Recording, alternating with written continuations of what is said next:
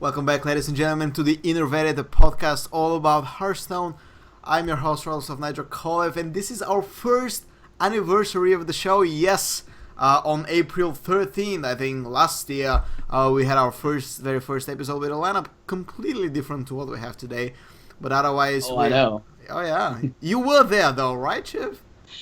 I think I'm the only person other than yourself who's been here every show. The fun thing, like, we brought you as a last minute replacement and you stayed ever since. You're like herpes, man. We can't get rid of you. I don't know about herpes. I mean, obviously you do, but yeah, what were you looking to replace? I remember originally we were supposed to have another manager from another team who ended up breaking his toe while coming out of a bathroom. Yeah, sorry, Soren. Yeah. And it was funny too because I was clean shaven. I looked so young then. My hair was actually nice and professional. I hadn't gone full scumbag biker. Yeah. Way better times. But I think we've grown since then to become even more sour, even more grumpier on the show. But yeah, my god, we were so conservative back then. I went back and watched the first 5 episodes the other night, and Did we really pull back so many punches? Yes, we did. Yes, we did. Like with the whole Nyman thing, we were very nice there. Wow. Okay. I guess lesson learned from there. But yeah, episode 1, we were praising Nyman. Episode 2, well, Nyman, you got busted. Sorry, bro. Well, apart from you, we also have my colleague Sumadin from Gosu Gamers, and of course a special guest because Toast the Badger couldn't be here with us tonight. We have Raven, known as UK's best gamer and Hearthstone's 4th best caster. How are you doing today, guys? After that intro, I'm doing pretty good. That was pretty nice, Nydra. But yeah, I'm good. Ready to discuss some interesting topics tonight. Yes. I'm just going to say this. He should have been at the Singapore Major. Thanks, Chiv. Right. He should have been. It would have been way better. Anyway, there. Yeah. Speaking of Nyman, guess who's in the chat? Woo! Rocking my emotes, guys, just so you can, just so you know that. Wow, these are nice emotes. I should get emotes. Why don't I have emotes? I need to get partners so I can have a bag of dicks. I don't have a subscription. Oh, Jesus. Okay. I can get something like with my face on the background of a Chinese flag. this would really fit, I guess, my persona. You should just have one of like your head tilted to the side and a rope underneath your neck. I think all the Chinese people would subscribe just to have that. Something like this. But anyways, getting right into some Hearthstone news before we tackle the main topic for tonight. We had the announcement of Sea Story Cup 5 happening just a few minutes ago. Apparently, the tournament will be returning to Krefeld in Take TV's new studio as it was held last year. Once again, we have 20k prize pool and nothing much known outside of this. We don't know any invites. We don't know any information about the qualifiers. We only know the date, and it's the end of June. It's 20th to 23rd, I believe.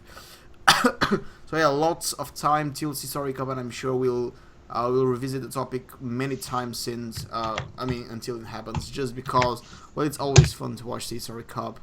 But won't this be like one of the first big events post Standard and Whisper of the Old Gods that we know of so far? Well, no, because we have DreamHack Austin right after Old Gods. Right. If Old Gods... I'm an NA guy, and even I totally forget about NA fucking events because there's so few.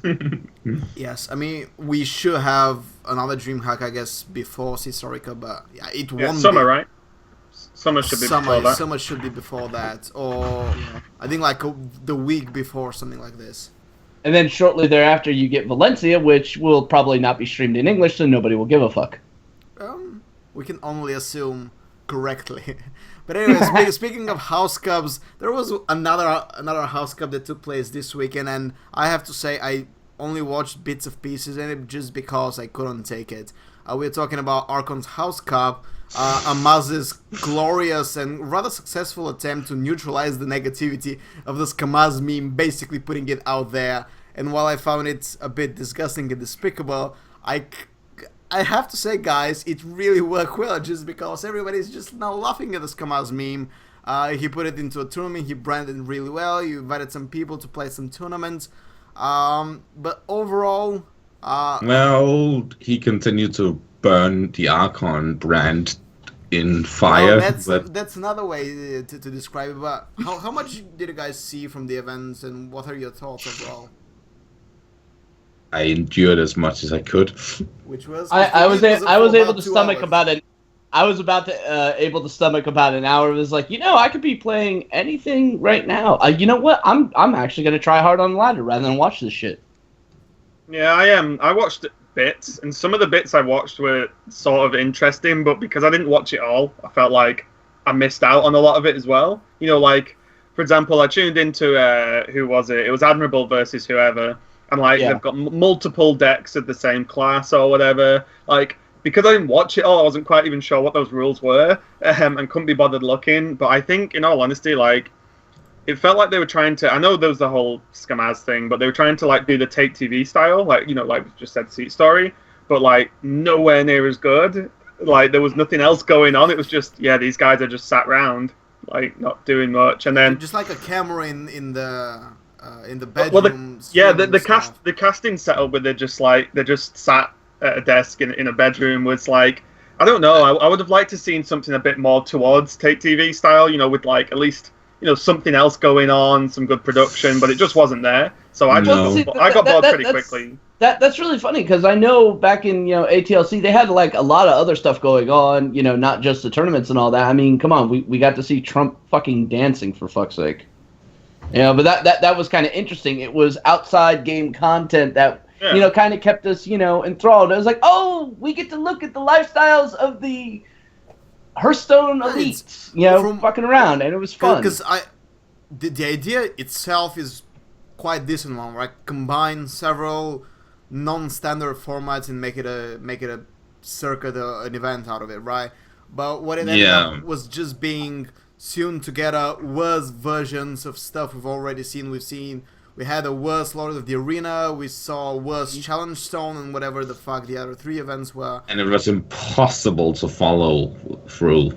Yeah. I think what's a shame is if you thought about all those formats, and if they were done to the standard that other tournaments have been run, even with those formats, it would have actually been an amazing event. It would have been incredible. like you said, multiple formats over multiple days of but high production value and all the extra stuff that comes with doing a house cut. Shit. Yeah. Well, This is the problem, because I adore Noxious. I think he's by far one of the most entertaining host casters. I'm not talking about analytics, obviously, but he from the first minute he wasn't giving a fuck. And why should he? Like, he was put in a bedroom together with Wreckful, and it was just like 5 minutes in, he was already sounding tired, and which was making me as a viewer tired and bored of the event. Yeah. I mean, if your casters aren't bringing that energy and that hype to kind of, drive and push the narrative of what they're seeing there, then, your audience is also going to pretty much just, resident sleeper fucking nod off. I think one of the problems is as well that going on just going back to Seat Stories, it's probably the closest thing in terms of atmosphere, at least you can compare it to, is that with Seat Story, part of it is just seeing all the random players just cast and stuff. And the thing is, they are messing about. They're probably drunk half the time, and they're just doing stupid stuff. But they are still actually casting the games. Whereas the bits, and these are only the bits I saw, so I'm not saying the whole thing was like this. But the bits I saw, a lot of the casting was just talking about random stuff that had nothing to do with the game. And just it was just a conversation. I was like, oh, this doesn't even really. You're not even really trying to cast what's going on. That's all I gotta say.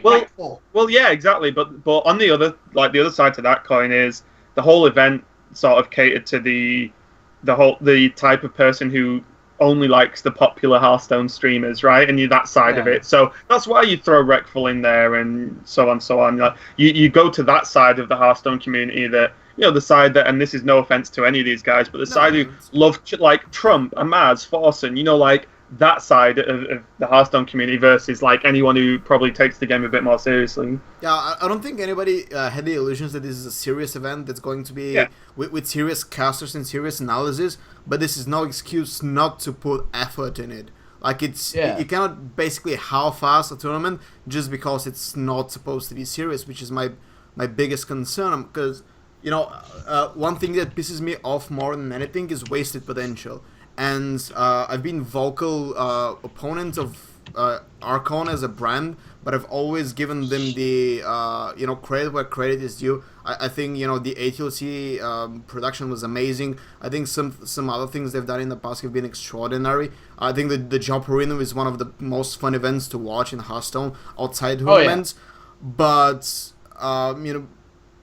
other times they just fuck up so unbelievably bad, and I just And this is one of those times. I don't know if they continue to have the segment where Mira was interviewing players, but the first time I saw the first interview, she kind of interview is very loosely describing it. I don't think the piece deserves this word actually, but they kind of cut her off mid question, put it onto another deck building process with Strive. I don't know if they ever continued the interviews with Mira. I sincerely hope they don't, because man, she sucked interviewing people, man.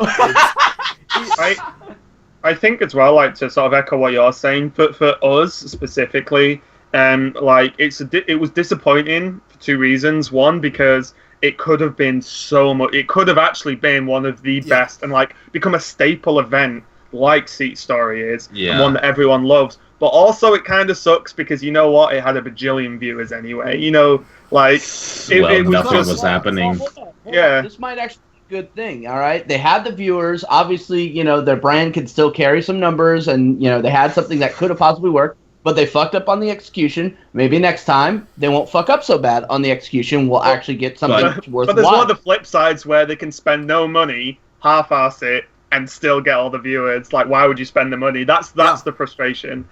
There's no incentive to make it better because they literally sat people in a bedroom and everyone watched it, and it was just exactly. This is a concern I've had, because the recipe for success, even so many years after Hearthstone has been out, it remains apparently put all the big names in one room and just don't do anything extra because they'll bring in the numbers. You don't have to bat an eye, and it kind of sucks to. When you compare it to other organizers who have to bend over backwards to put up great production, great casting, great lineup of players, invent formats, and just destroy themselves for quality and get 3 times less viewerships. And this is kind of setting as well, probably less than 3 times. Look at PGL. Yeah. I mean, you were there. Yeah, like PGL that was insane. Like such a good venue. The production was top notch. Everything was qualifiers, and they went Swiss into knockout. What more do you actually want from a tournament? Yeah, you know what? Probably got like 5,000-6,000 viewers or something. Like I think I saw it at max at like 15. Oh, was it? Okay. But still, that's nothing compared to the amount of work and how good the tournament was. But again, it's just circling back to the point that like 90% of people who watch Hearthstone don't give a shit about like real competitive tournaments. Like they don't care. Nope. And that's the God's honest truth. And as an organizer, I'll be the first to tell you that this is not what sponsors really give 2 shits about. Where they want to put their money is where it's going to be the most seen. And obviously, a true competitive tournament is not where it's going to be seen. A giant fluff show, on the other hand, that's where they'll invest their money. It's also kind of good to see that these facts that, okay, we just don't care, we're gonna put in streamers and not give a shit about production and still get good numbers. I'm glad that this is not holding the evolution or the development of other brands that take themselves seriously, because as you said, PGL organized probably one of the best produced events this year so far outside Blizzard. And last year we had like my yardstick for good production was Star Ladder. Like they were doing fantastic shit. Basically, to me, one of the best productions not associated with Blizzard, like Star Ladder, put in so much effort, and I'm glad to see that these companies still care about becoming better, even though other brands show that this is not really necessary. And there's exceptionally easy recipe for viewership success out there. So I'm glad that this is not happening. I'm glad that this is not an established practice. But anyways, let's move on to some old gods cards before we jump into the main topic. Just because it's been a slow esports weekend, but on the other hand, our main topic is a pretty broad one. I think it will take quite a lot of time to go through it. Well, I mean, the only other thing that happened was the Singapore Major, which you seem to want to avoid like the fucking plague. Well, after the last month or so, anything that says Singapore Major in any esports is basically dodged like the plague. So yeah. Anyways, let's. I think we have 3, 6, 9, 10, 11 cards to review. Tells the Badger is not here, which means this will be a productive conversation with actual opinions. Wow, can you imagine it?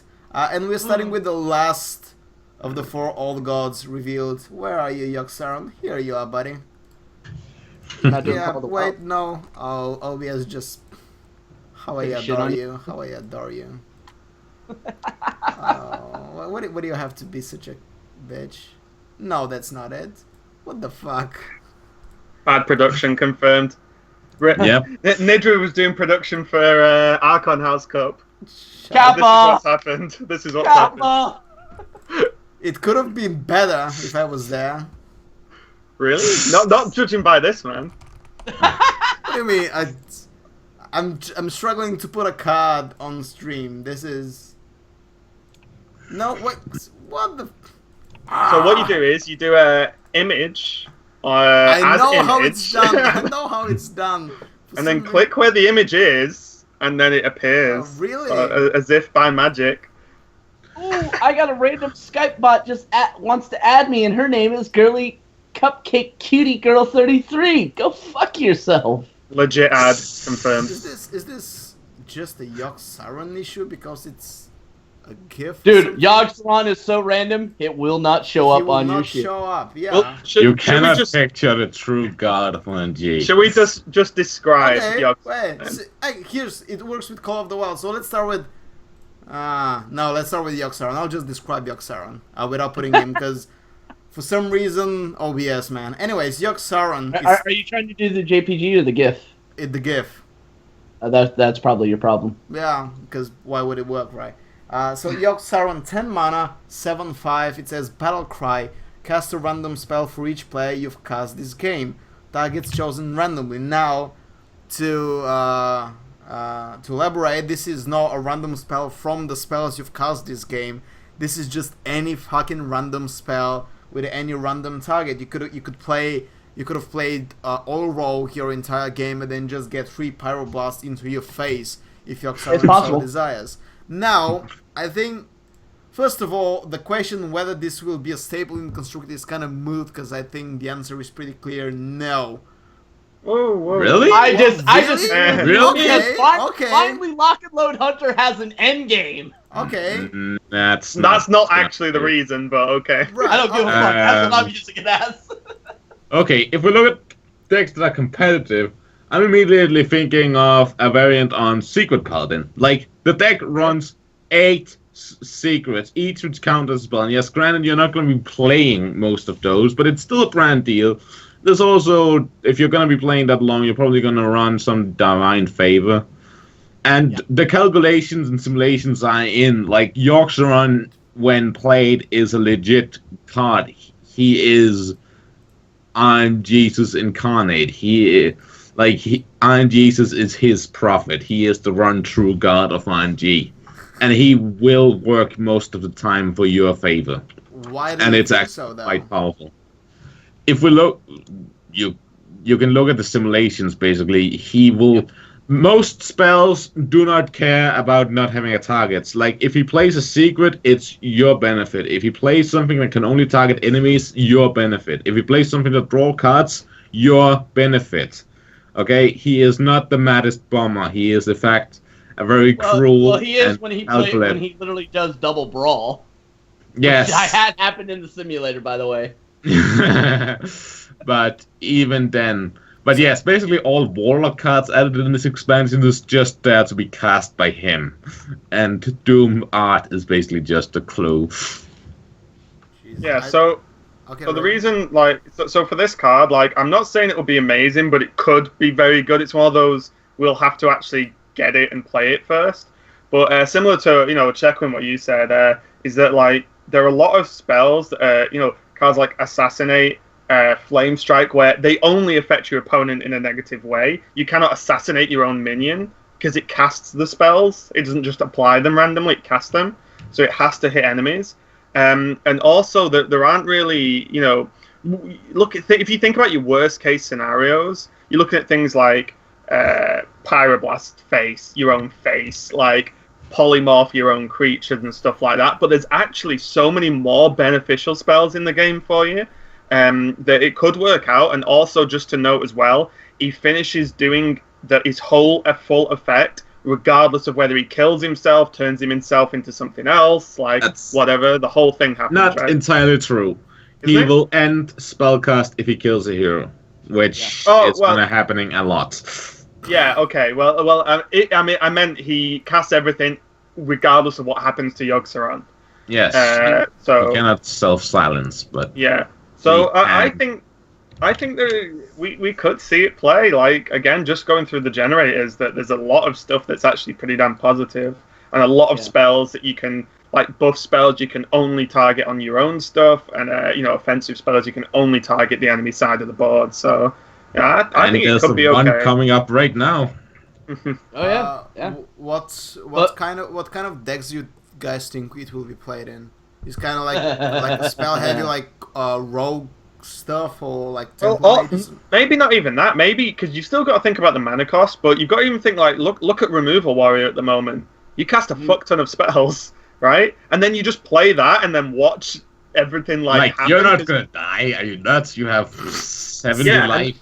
And also, as Control Warrior, you don't normally have a lot of minions on your side of the board to soak things like fireballs and offensive spells. So the odds are that your opponent's going to take a lot of it to their face if there's anything going. And like you said, if you take it to the face, if you die from, like, fireball self, then you know what? You're probably not in a great position anyway, so it doesn't matter. But a deck like that can actually afford to play a 10-drop, as we see decks like this with Deathwing in.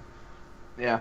See, for me personally, when I saw that card, I started going through some possibilities, and the first thing that came to mind was Lock and Load, because of how the Lock and Load mechanic works, just getting more spells and more spells. If you actually have ever played cards, the Death, not spells. From Lock and yes, Load. you get cards, but you could replay them and keep playing them, so you can get this really cool cycling on. But if you look at the Death Trap Hunter recipe that is in the client right now, that's 18 fucking spells with the potential of getting more. But that's the thing, like, I think the opposite. Let's double down. I don't think you. I don't think you need to make a specific deck for this guy. If you look at your average deck, just like open any deck you've got made and count the amount of spells that you're probably going to actually play in the game, never mind in your deck. It's actually, if it casts 5 spells, that's like, what, is it a 5/7? It's A 7/5 even? A 7/5 for 10 mana and cast 5 spells? Like, that could be actually pretty damn good, you know, like, that's a lot of value at least. But yeah, that's, yeah, we'll see with that one, we'll see.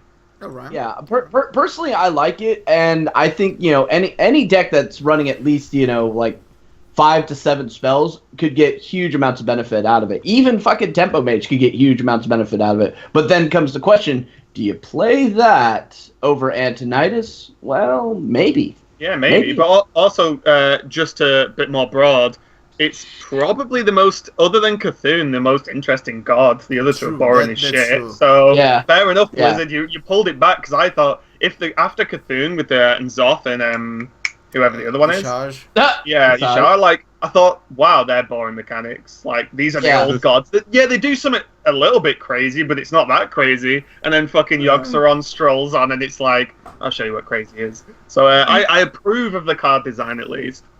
Yogg-Saron's flavor text should literally just say, YOLO, bitch! Yeah.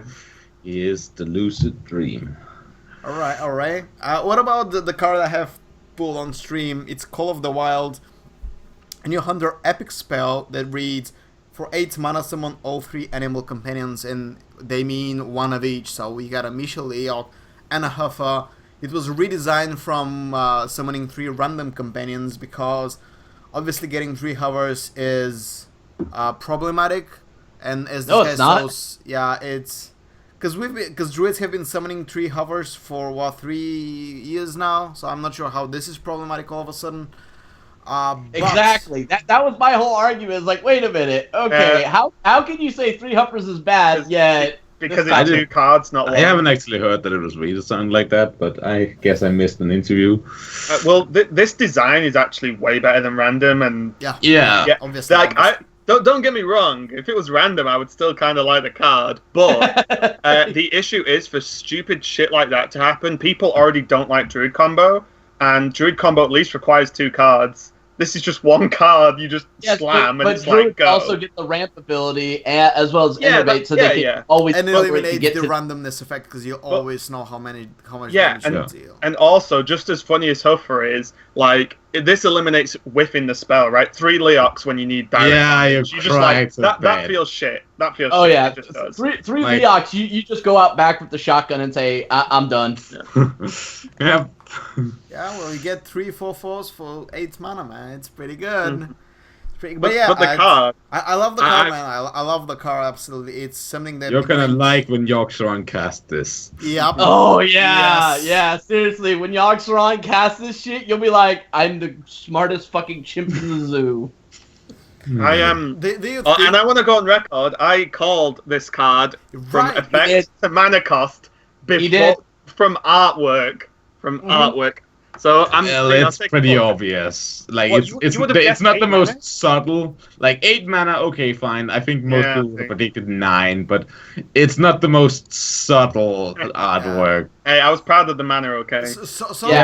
He fucking nailed it. Subtle was arguing on Twitter with you, Raven, actually, that this card is almost too good, because it actually has to cost more. I mean, like at least 9 mana, right?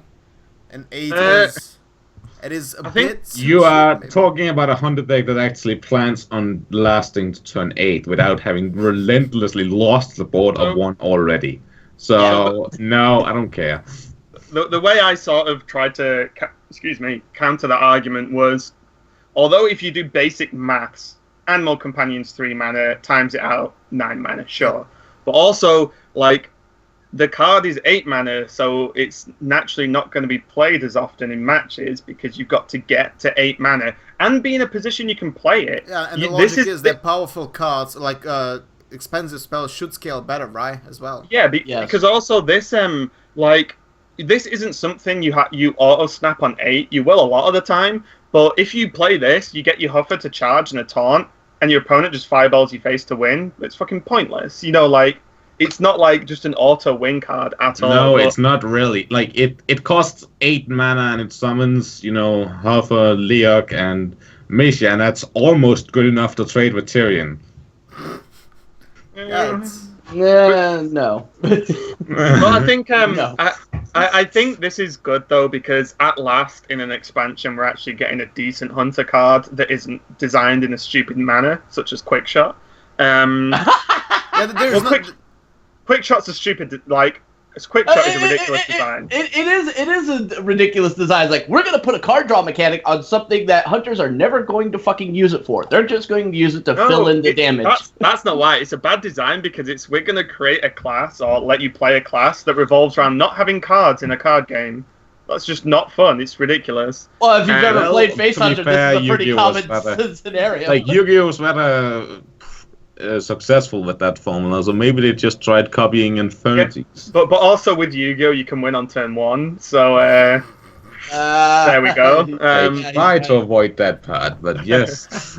But yeah, I think this is really good because it's a card that can actually just. I mean, everyone started saying, "Oh, Control Hunter." It's like, no, why does this make Control Hunter a deck? It doesn't. This just makes mid-range. It just makes Hunter have a good card that's like more expensive than 6 mana. Like, and the fact that it's powerful, I have no doubts that it's super powerful. But like, what's wrong with that being a strong card, right? Yeah, I mean, there are other strong cards in the game, Yeah, I mean, it's not going to break strong cards. There are other strong spells in the game. Hunter hasn't really had anything that was been overly dominant in terms of spells. Well, they haven't. They haven't received any decent card all year. So well, there's a reason why. Literally, Hunter's a class that you ain't got to give shit to, and it's still going to do the same fucking thing. Yep. Yeah, which is a bad way to design the class. But sure. No shit. I've been saying that for a while. They never should have fucked with the Unleash the Hounds originally.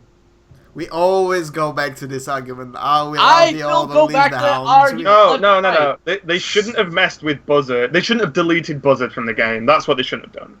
Yeah. Because if they just altered Buzzard in a different way, like the deck, like more mid-range or even completely different styles of Hunter could be a thing. But you can't do much with it when you have to just rely on top decking past turn 4. Like, there's not much you can do with the class when that's what you have to do. Any other card draw mechanic in the deck just makes it fucking terrible. So, but anyway, the card's fucking strong. Yeah. Can't wait. Best card of the set so far. Let's go to some Warlock cards, and the first one is Spreading Madness. 3 mana, deal 9 damage, randomly split among all characters, and I'm so in love with it. Absolutely. Really? I think you're mad if you think this will work. This is Mad Bomber the spell. I don't care if it will work. I just know I'm probably gonna play it like one of in Reno's or something. I just love the card, man. I just love the card. So that Patron Warrior can laugh at you and you even more? No, well, obviously I'm not gonna play. Reno already has a lot of ways to deal with Patron Warrior. And also, how prevalent do you think Patron Warrior is going to be in Standard without Death Spy? Like, the one thing I see here is, like, if it hits me, I just get my Molten Giant for cheaper, and if it hits you, well, that's good, right? And it can also hit your face, so... So why doesn't current Reno locks run Meta Bomber? Like, it's 6 damage and it also gives you a body. It's way more mana and you don't need it. It's way more mana, yeah. And you need 6 for Reno a lot of the time. I think the thing with this card is it's going to be a card that's just meta dependent, right? 5, if everyone's playing like sort of small like tokeny aggro decks, even stuff like even stuff sort of I want to say face shaming a little bit, but obviously if you do 9 to your own face, then you're in trouble. But in terms of a deck like Control or Reno Lock or something, all of your minions generally have a lot of health, so the odds on you like wiping your own board are very slim. Whereas if you're trying to deal with stuff like Secret Paladin, like this card could be okay, but you also have other AoEs to do this. So that's true.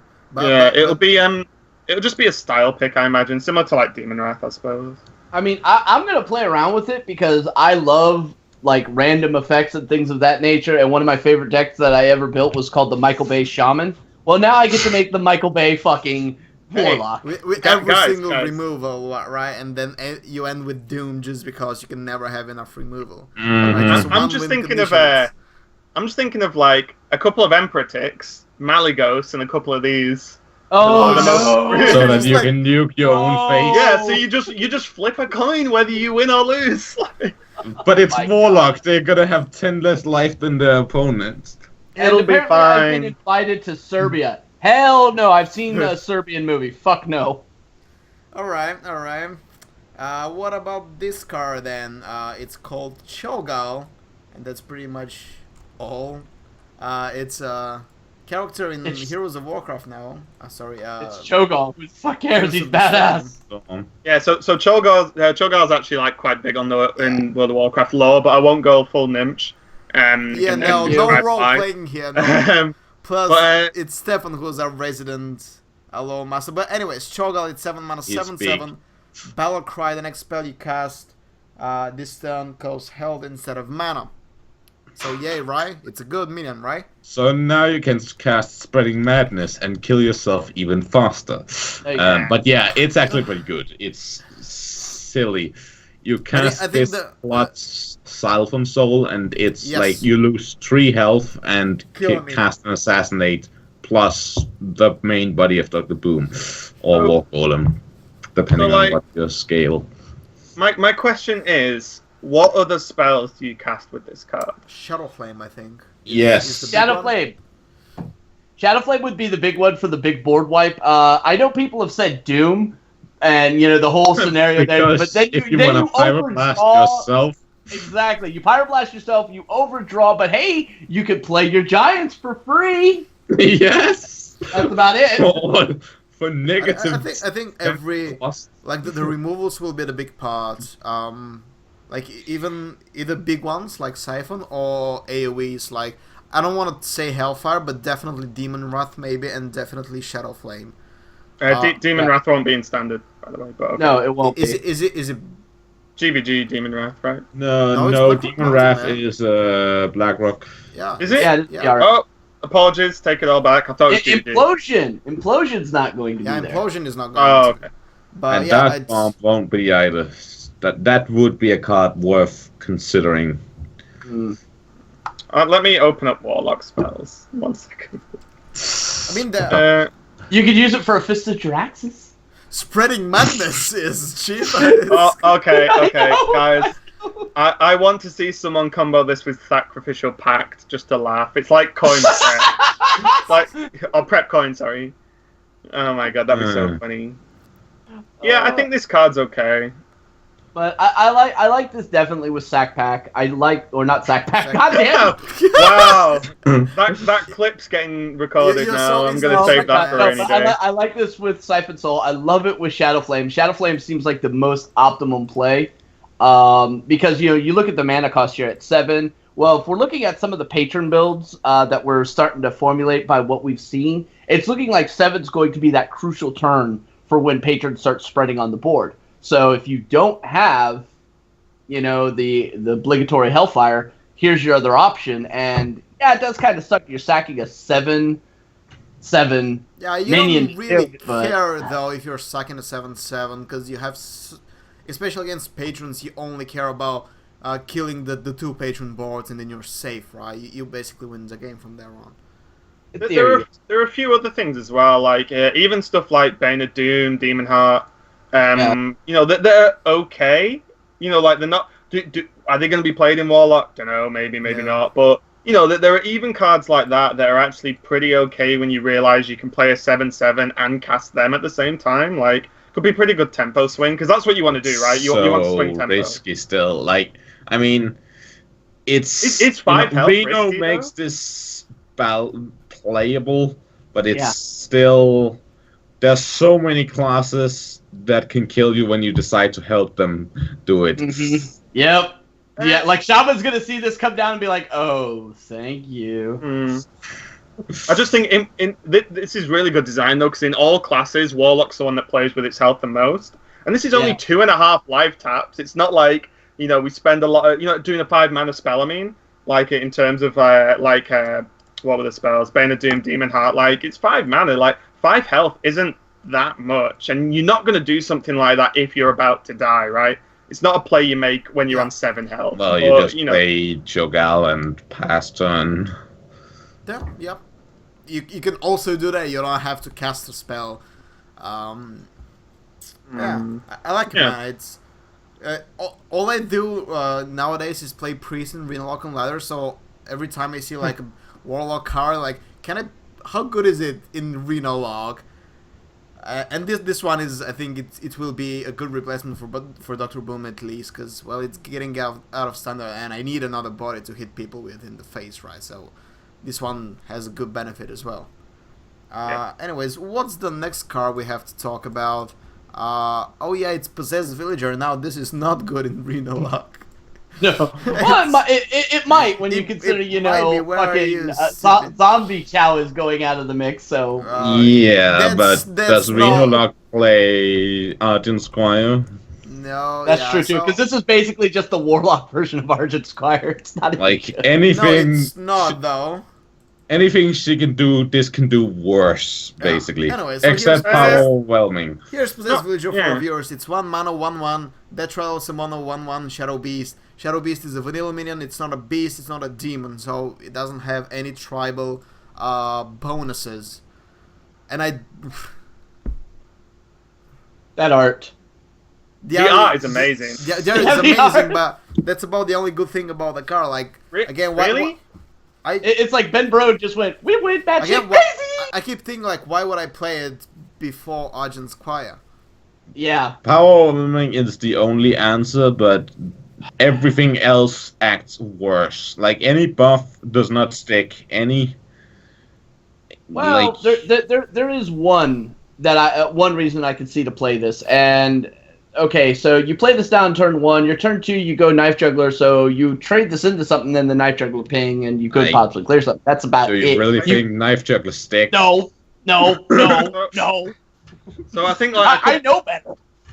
A couple of, like, positives and negatives, I guess. Like, Death Rattle is something you'd think about over Argent Squire, because there are certain cards that do stuff with Death Rattle or not, and whether that's better. But also, I think the issue with it is it's not a 2-drop, right? Because this is to apparently replace Nerubian and Creeper in Zoo, which is almost what Blizzard have said, because they're getting removed. But they're 2-drops. Zoo has Voidwalker, Flame Imp, multiple other 1-drops available to it. So the fact that this is a 1-drop, not a 2-drop, like if this was maybe like a 2-mana 2/1, then like this would be way better. Yeah. But again, another card that I feel comparing it to is Dragon Egg, which is still available in Standard, and there's not that big of a utility difference between 1 attack and 0 attack. Like, it's not going to be. You both play them to gain buffs, and Dragon Egg is just so much better that it spawns 2/2, can spawn more than 1, and I don't know. If you play this on turn 1 and your opponent plays anything with 1 health, you trade up with it. Whereas Dragon Egg sits there and does fuck all. I know, but Zoo basically lives on their minions surviving and then getting buffed. Yeah, but this is the point. It does survive because you trade it, or buff it, trade it, and then you still have a 1/1 on the board, which is what Zoo wants to do, right? Yeah, but then again, you can play Voidwalker and trade it. It still lives, still has more health. Oh, yeah, and don't get me wrong, this is my issue with it being a 1/1 for 1. Like, the 1-drops are okay in Warlock, they're not losing any, so it's fine. I mean, if it was a 1/2 that spawned a 1/2, I think the card would be fucking phenomenal, but as it stands now, no. Yeah, we'll see. Yeah. I'm not convinced. Dark Peddler will have fun with it, because obviously class... Oh god, Peddler, it might be good. It might be good with Dark Peddler. Because class cards get high.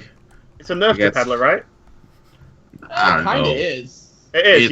You always want, like, PO, Abusive, Soulfire, Mortal Coil, okay, but let me ask you this. If your options are this, and I've actually seen something similar to this, Elven Archer, fucking Argent Squire, and this, which one do you pick? Depends on the situation, right? Exactly. Yeah, there's legitimacy to this. If you have PO, you pick the Villager. If you have Abusive, you pick the Squire. Like, yeah. Alright. So, I mean, if you need to do 1 damage for lethal, you pick the Archer. Or maybe you got a Knife Juggler and you just want to go YOLO with it. Then again, Blood Imp is still an option, so maybe this. Yeah, I still would small. rather play Blood Imp than this. I'm sorry. Really? I would still play Blood Imp. Yeah, if I've already got a board established, getting a little bit more protection on that board makes a lot of sense. Especially when you consider Imp Gang Boss, adding a little bit more health to it allows me to spawn out more minions. So fuck yeah, I'd still take the goddamn Blood Imp over this. Anyways, next card. It's Sogod the Slitherer, 9 mana, 5/9 taunt, legendary minion, by the way. Yeah. Can be targeted by spells Boring. or hero powers. But Probably one of the dullest cards I've ever seen released so far. It's an effect that we've all been asking for, but it's so fucking boring. yeah, Well, but We I already think- have what was called something nullifier something. Arcane Nullifier, and it yeah. also had inferior stats, but I still think this is one of the most underrated cards. But then Okay. again, reviews have been complete shit, so that's not really saying much. But this is the kind of card that you want to play with Yushash, basically. Like if Yushash plays this, you are a happy man because that's maximum impact right there, and no value lost, and also okay. Varian. Yeah, I was about to say, all right, so we all learned the hard lesson from Varian in like stacking a lot of really good top end minions and then hoping that Varian would pull them out, and then you never got it and you had a lot of dead cards. But the thing is, this guy's also kinda playable when you just drop it at 9. I say kinda. So I'm not. I think this might see play, and people say it's the worst card of the expansion, and that's not true. Yeah. Oh yeah, Because we've we had have way worse. No. We've seen way worse. There's that damn fucking head crack for warriors that's way worse than this. Yeah. I think one of the problems with this card is like if it's becomes because the thing right, so it can't be BGH, right? So positive done. It can't be directly targeted by spells. Great, it's got 9 health, which is good. My only issue is if this card sees any play, then Black Knight sees play and just fucks it. So then it's just like I think Black Knight's already a sleeper card coming back because Shaman has that new thing from below, and if Shaman actually manages to break through this time, then Black Knight will have a value target that actually dies, as opposed to sludge spells if it almost couldn't care less. Yeah, because like if this card becomes like popular, then Black Knight wrecks it, or Silence wrecks it. You just spent a whole turn playing that, And then Owl. Owlet. Fuck off. Yeah, I and don't I still think have like, Owl sticks, but again, we need to see the final package of Cardinals. but what I'm saying is like they won't alter the silence effect. Like silence is still going to do its effect, right? Yeah, the but you're stats still. the stats You of gotta the change minions. point costs. The stats of the minions will change, but the effect still sticks. So if Now this it will card still is probably popu- be an early game minion, right? Like a cheap yeah, one, I mean, unless they make it like 8 mana, like and even Spellbreaker, right? If silence, if this card's big, then silence is just a thing, and in face decks or whatever, we'll probably still run silence regardless of a nerf. It's so easily counterable, which is exactly. Which is the problem. It's not like in a vacuum. It might be a good card, but so many things counter it so cheaply that so many things can get it out of the meta, which is my biggest concern. It get destroyed so easily and so cheaply. Yeah. Let's move on. What's our next on the list? It's Wisps. The worst of the worst. It's Oh my god. one of those. Yes. Where is Wisps of the Old Gods? Come on. Wisps I love of the Old the God. name of the card. Oh my god, it's so good. I tried Apparently so they hard did- to find good in this, and the only thing I came up with is, hey, look, Blizzard ran out of design ideas and gave another refund card. Yeah. The best Basically. 100 that So, you- Wisps of the Old Correct. Gods is a 7 mana epic druid spell. Says summon 7/1/1 wisps or give your minions +2/+2, which is basically Dark Whispers on steroids. And Dark Whispers is bad, and this is not. This This is is worse. probably entirely better. I mean, you can This still. is worse. What are you talking about? Yeah. I mean, you can either play Onyxia for 1 more. 2 more. Two more. Two more, but then again, you get on an 8/8 body, or you can play Scenarios and have even more Value. Yeah. even more value. So why would you ever play this? And why is the answer never? I would play Baron if you have a over board. this. If you have a board full of minions and you can play this in Savage Roar, then that's a lot of damage. Yeah, or you can just play two Do you really Savage think Roars. that you're going to be playing Savage Draw post standard? Because then you have really low expectations to Blizzard's bad nerf hammer. Yeah. Okay. So this is good with Savage Roar, right? And a full Yeah, bar. so It's it'll be amazing. enjoyed never. If they don't change Savage Roar, i.e. increase its cost up to at least 4, then yeah, sure, why not? But Still no, because it's 7 mana, dudes. I was know. only joking, by the way, about the combo. Like, it's I was not about a to good say, I you're think about to Mark become a of the fraud. Wild deals half this effect for like a quarter of the mana. Like, is it Mark of the Wild or is it the Mark of Nature? I can't remember. But Mark of the Wild is the +1/+1. yeah, one of those. One of the lesser used Druid cards. Yes, the Druid has a 2-mana spell that does the buff thing, and it's like for a quarter of the mana, so how the fuck would this ever be playable when that isn't playable? It isn't. It's a bad card. It's one of those cards that you want to try. Really bad. It's a card that people are going to try, to come up with some crazy ass shit just for that experience, and then inevitably come to the realization, wow, I just wasted a day when I could have just gotten 100 dust and moved on. Yeah. Alright. Like, Pretty much. Paladin gets the same ratio with a crazy ton of synergy for the actual Wisps they spawn, and we're still questioning when it's viable there. Yeah. Speaking of questionable cards, here's another one. It's called Thistle Tea. Where are I like you, this. Thistle Tea? Yeah, I'm not saying it's bad. I'm saying it's questionable. So Thistle Tea, 6 mana rogue rare spell. Draw a card, add 2 copies of it to your hand. And I just love the idea. I hate how it's costed. Like, it's 6 mana. There's a It reason. always had to be costed that way. Like, yeah, I understand. fatigue cards are so dangerous. Yeah. Like, anything that has an alternate win condition plastered on its use is so dangerous design, and this is a fatigue card.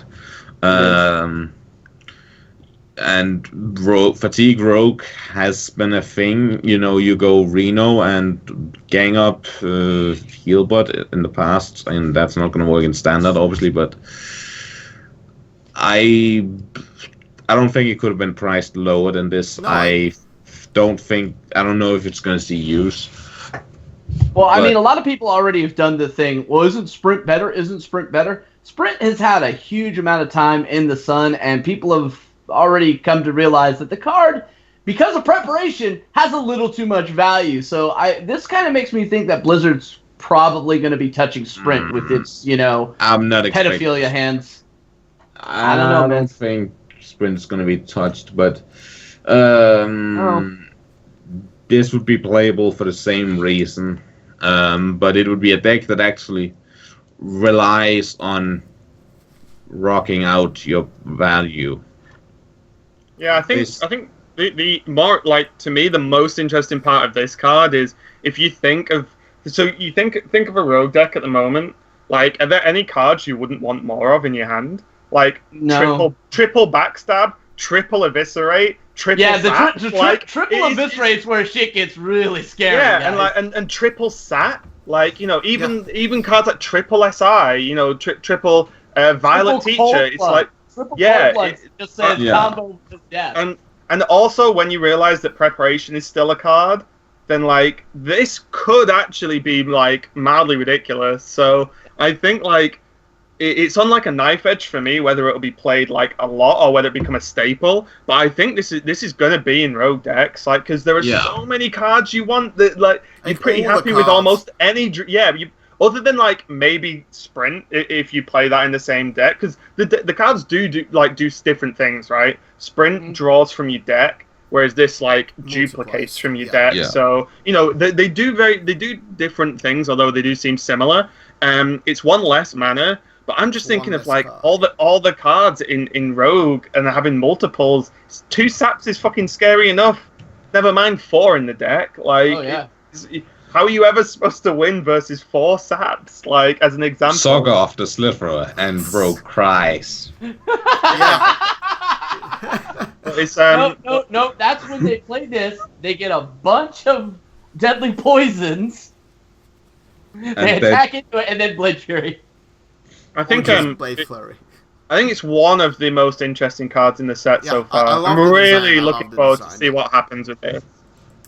Okay, let's try another card. Moving on. That's not really interesting. Yeah, it's not really interesting. It's Twilight Summoner, and let me put it on screen. Hey, look, everybody, it's a failed version of a new Nerubian egg. Yeah. So Twilight Summoner is a 4 mana 1/1. Haha. Epic neutral minion. Says Death Rattle summon a face 5/5 Faceless Destroyer. And just for everyone's information, a Faceless Destroyer is a 5/5. Yeah, vanilla. Just like vanilla shit. So yeah, exactly. So this is bad, right? Like, this is horrible. I've had people try to argue, it's like, hey, now that Priest Legendary makes sense. No, it doesn't. It's still fucking trash. Stop trying to defend it. Because you still have to play it before that. Exactly. And then it's like, well, what about in the Zoth deck? Okay, it still comes back as a 1/1. You never, like, and soft decks are not going to play any Death Rattle that costs less than 6 mana because you're not going to want so little value out of your one-shot effect. Yeah, so, I mean, the only one that I see that we do have the ultimate and soft is that card. legendary. Is that new rogue legendary? That's the only one I would see might actually be different on that. But the rest, yeah, I completely agree with you. Raven, do you have any different opinion? My frustration with, I see what they're trying to do, but it's either probably too powerful if it's 3 mana. But my frustration is that think how long this thing has to stay on the board for, right? You play it, so there's a turn. Then it has to attack for 1 damage. Yes, you know, you can do buffs and shit, but whatever. You have to attack for 1 damage, and then you get the 5/5. By then, you've lost. Like, you know, like, I would be amazed if this card sees, like, a lot of play at all. I can't really ever imagine using it over a Yeti. You get a 4/5 on the turn, right? Like, yeah. I mean, I don't know. I made a joke on Twitter where I was like, hey, you know, I figured out how to play this card. I'm going to coin, innervate this out, turn 1, just to watch my opponents go, what the fuck? And I thought it was the greatest thing. And then some fucking salty... Ping, right? Yep, yeah, and then some salty fucking British bastard, you know, it's like, and then Iron Beak comes out. That wasn't me. That you wouldn't... Iron Beak wouldn't stay on tube, so... Right. Let's look at another quite interesting card, and I do like it a lot. It's really? Embrace. Yeah, I do like it because I like told you this I play card. Priest a lot. It's Embrace the Shadow. It's 2 mana epic spell. This turn your healing effects deal damage instead, so basically gives you the Organized Soul Priest effect for 1 turn without obviously giving you the body. Right, and there are many times when you're playing the Arcanized Soul Priest, you have to put it out there almost as a tempo play or to clear board, and then it doesn't survive, so you're not getting any sustained value. Yeah, well, now this kind of makes up for that. Organize, I think, like in traditional combo priest or rather control priest, they don't usually survive for your next turn because you usually would go like a big circle play. Then it's at 1 health and just gets pinged off or like traded with something. I will say this is better with circle. I don't think this is better with much else. Yeah, this is better with circle, definitely. Oh man, 2 mana AOE. Fuck yeah! But I also see it enabling OTKs for priests for different matchups like Control Warlock, like Reno, like Handlock, because priest is notoriously struggling against those decks. And what I found out is that when playing Handlocks and when Reno logs, my strategy is to keep Soul Priest and Zombie Chow and all my flash heals and. But you won't have Zombie Chow and you won't have Light of the Naru. And why wouldn't you play Mind Blast? Holy shit! I just realized something. This does actually enable. Cannot go both ways. Like if. Yeah. So my thoughts on this card is the concept is pretty cool. The card itself in a vacuum is sort of good, but unless we see more heal cards come out from Priest, it's not going to be good enough. I think one of the bigger combos you can do is with Prophet Velen, and then with an Emperor tick and play Prophet Velen this, then Flash Heal, Hero Power, you know, whatever. For like 20 damage or however much it is, but even without Prophet Velen, you can do 24 damage with this if you have both your flash heals, one of these, and 2 Mind Blasts. And if you got Justicar Trueheart down sometime during the course of your game. So yeah, that would be 4 right there. So that comes up to 24. The issue with that is you've got to play Mind Blast, right? Like, that's the problem with that strategy. Fuck you! I like Mind Blast. If Light the Narrow was still in the game, then this would actually be really interesting. But it isn't. We need a replacement for Light of the Narrow, I think, or at least some direct cheap healing effect, because Blizzard, make Light of the Naru a standard card. If you watch Nessus Priest in True Silver Championship, like how he played it, the deck could really turn on the offensive just because it puts down Alkanite Soul Priest, and then it has all these heals that can now kill you. And Flash Heal is 1 mana, Light of the Naru is 1 mana, and then certainly on turn 8 he just Alkanites and drops every single heal in your face. And this is 16 damage coming from a priest, right? If you shoot all the healing spells. I think the issue though is that even with that, Alkanite is just always better, right? Well, Alkanite will always be better, but I mean, this gives you a little bit more flexibility in its usage. Yeah, I mean, now. Honestly, if they replace Light of the Narrow with almost any other healing spell, this card is actually really interesting. But until that happens, Alkanite is always better, always. If we get another mass heal spell, this would be really good. Something like Circle, but doing something differently, obviously, because as Chiv said, this is so much better with Circle than Alkanite is with Circle. It's also worth mentioning that this allows Yorksrun to kill everything when he also casts Tree of Life.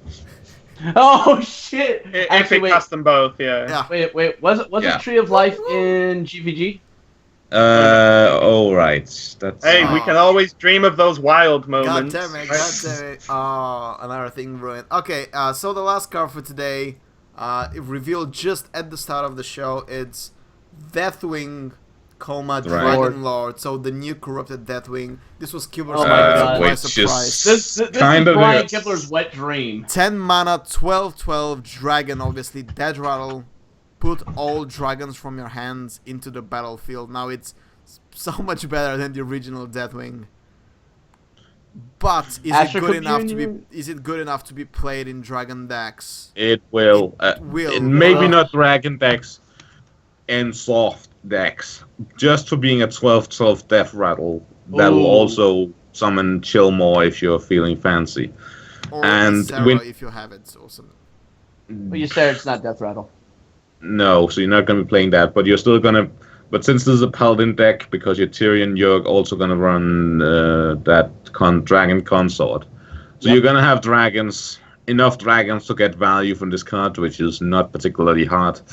Then all you need are heals and defensive options, and you're fucking good to go. So Ragnaros... Yeah, Ragnaros the Light Lord. I don't think this card's that good. Is it just me? I think it's good. It's good in one build that is absolutely trash. Because my issue with this card, one, the art's just awesome, so nice one. But so it's a death rattle, so it needs to die, right? So you 12/12, you imagine he's got BGH'd because there's not a lot else that can kill a 12/12. Well, yes, by yourself. Shadow Word Death. Yeah, so it's been insta-killed, right? Because if you leave this on the board, it's like Deathwing. If you leave it on the board and it hits, you've probably won, right? So who gives a shit what's in your hand? You've won. So if it's insta-killed, what if you have, one dragon in your hand? Does that really make a 10 mana 12/12 work? Yes, it does. I think it does. No, it doesn't! If it's Ysera, or even Chromagus, it's good enough. Okay, but they're one-offs that you have to have in your hand. You can have a lot of one-offs. You can also have Chill more. Right, but if you've got Chromagus in your hand, would you not have already played it by turn 10? Oh, yeah. In your hand? If you've got Ysera, would you not have played it on turn 9 and not... I'm not going to play Ysera turn 9, I'm going to wait and play Deathwing, wait for it to die. So you get Chromagus out, you draw double Ragnaros, the Dragon Lords, you play one of them out there, it dies, boom, here comes the next one.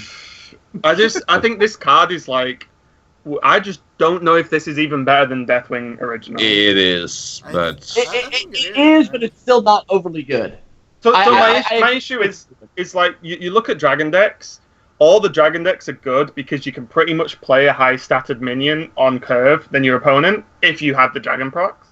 So you've played your hand full of dragons and the things that work with them, and then, like, if you drop a turn 10, 12, 12, and your opponent just doesn't heavily punish you, because you don't affect the board in any way with this card, so you've done a whole turn where you've just played a 12-12, then it's probably you probably won. I don't know, like, I just think this is too slow because there's so many things that has to happen. You need to draw it, you need to play it. It probably gets dealt with, and it can still get things like polymorphed and sapped, whatever. But then it gets dealt with. Then your hand has to have dragons in that you've not already played on curve to win the game. I don't know. And on all of the dragons in the game, you would have played by turn 10 if you have them in your hand. I don't know. I think this is a bit slow. I think you're already dead. If it was a battle cry or something? If it was a battle cry, it would be broken as fuck.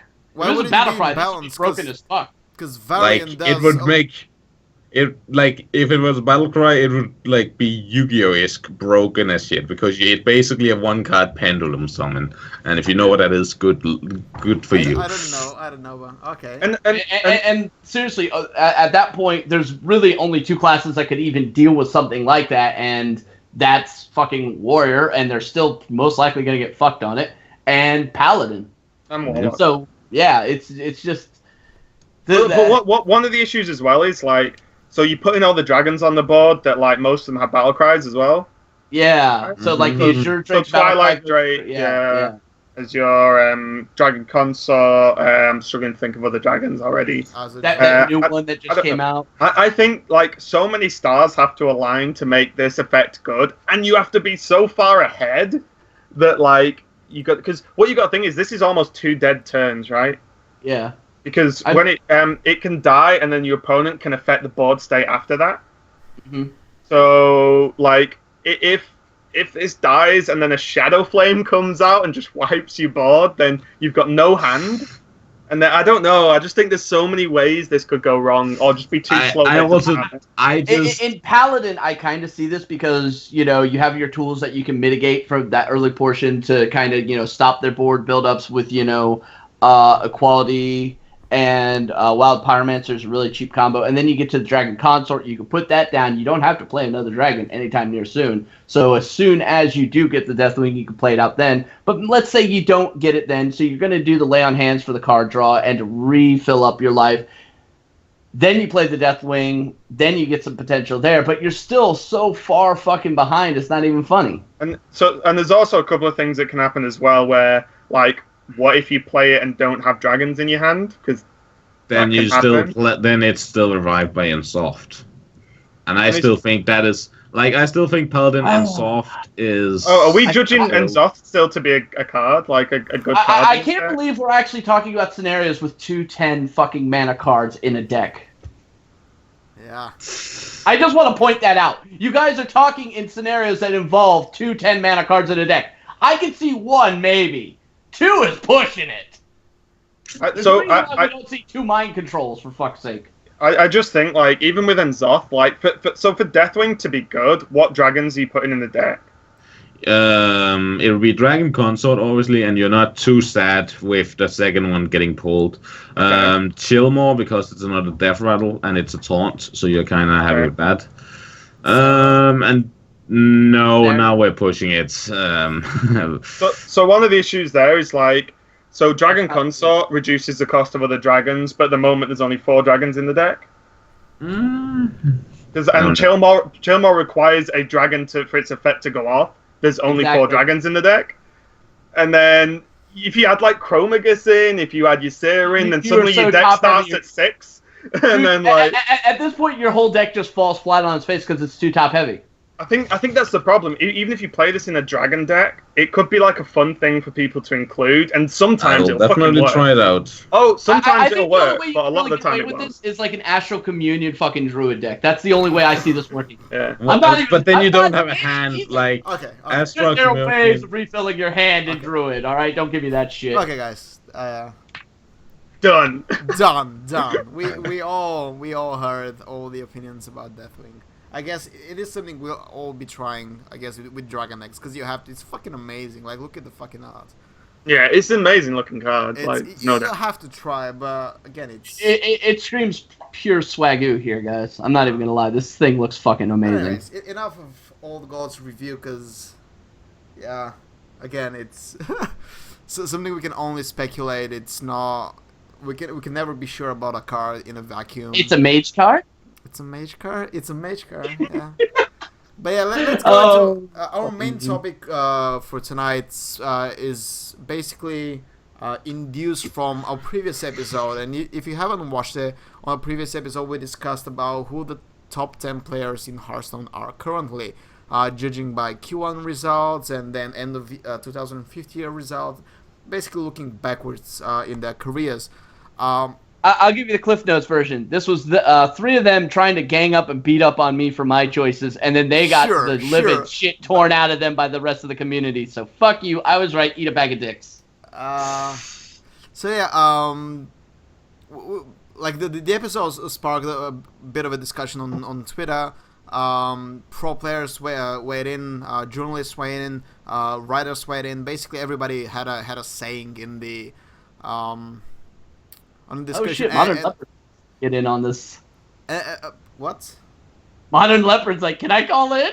No, I think he wants to give you guys shit for this. No, it's our show, and I know that Raven will be our strong opposition on this show because he already won. So I've already spoken to a few of the pros, one of which does include Modern Leopard. So even though he isn't going to be on the call specifically, one, I'm sure he'll talk in chat, and also I have heard his opinion on this, so I will echo some of that as well. I've talked to pros as well. So eventually the discussion evolved into what makes a player good in Hearthstone, who can recognize talent, who can recognize skill, what does skill even mean, how should pro players be judged, is there by their raw skill, raw talent in the game, is there by performance, is there by their consistencies, by their win-loss ratio, and everybody had a different opinion, and obviously me as a journalist on one side, pro players like Modern Leopard still on another, and we're going to go through the main talking points of both sides. So one thing is one major misunderstanding I think that pro players read into the previous episode is that we only judge 2016 results when making our list, which is absolutely not true, and I think we've repeated it multiple times on that episode as well, because we've said if we only looked at 2016 results, these lists would be ridiculous. It would have like Dr. Hippie and Nostrum all over the place, which obviously they haven't played enough games to be proven good. So just getting this out of the way. But I want to start with a tweet that Modern Leopard made. He basically said that only talent can recognize. Talent is best recognized by other talent. His exact words were, "The conceit of top 10 lists for Hearthstone is really only good players can recognize other good players. Period. Everyone else is just guessing." So this was kind of an extreme tweet. I feel that it kind of set on the whole wave of discussion. Again, a lot of pro players chipped in, and it was kind of a heated argument for an entire day or even two. So, Modern Leopard's main talking point beyond this is that if you're not a pro player, you cannot really determine who the good players are as well, and which is something that rubbed me a lot the wrong way. First of all, for being a journalist, heavily invested in Hearthstone, obviously, and the other one is this statement kinda devalues the expertise of like non-pro players, but experts in the game, guys like let's say Frodon, like TJ, who are not pro players, but obviously very invested analytical casters. So Raven, I know, as you say, you had a talk with a lot of pro players, Model Leopard included, others as well. What's let me bring you in the discussion. Let's start here. Okay. So first off, I think one of the points that needs to be thought about a lot, and this is never going to be set in general, is what makes a player good, right? Does tournament results make a player good? Does ladder results make a player good? Does a player's actual ability make the player good? So something we were actually talking about earlier was the fact that Cursed has like is a really good player that I don't think many people will argue that fact with, but has had some rough tournament performances. But he is a good player. Everyone that plays to a top level will probably agree with that, but he doesn't have the results. But does that make him bad? Like, it's one of the issues where how do you actually define good? And that's obviously what we're talking about. But I think like Will's Modern Leper's statement of only pros can recognize good players is probably too strong.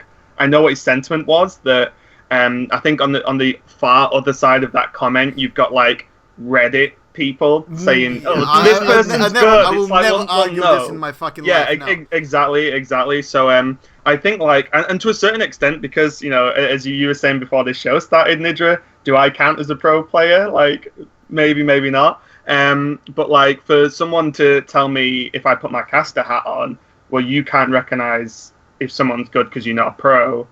Well, I watch these people for a living and commentate on the matches, so I'd like to think I know what I'm talking about.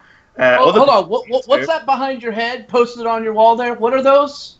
What are those? Tournament winnings. Don't worry about it, mate. Don't worry about it. Oh yeah. So anyway, so yeah, I think one of the issues is like how to define good and how we do that. Should good purely be based on opinions by other people? Because then one of the issues is, what if, I'm not saying this is true, but what if Modern Leper hates Blackout? He isn't going to rate him highly because he thinks he's an asshole. Like, do you know what I mean? That's the issue you run into on that side. So but also, personal bias, yeah. Also, Hearthstone is probably the worst game for rating someone based on performance. Thank you. You can just fucking lose, and it isn't your fault necessarily.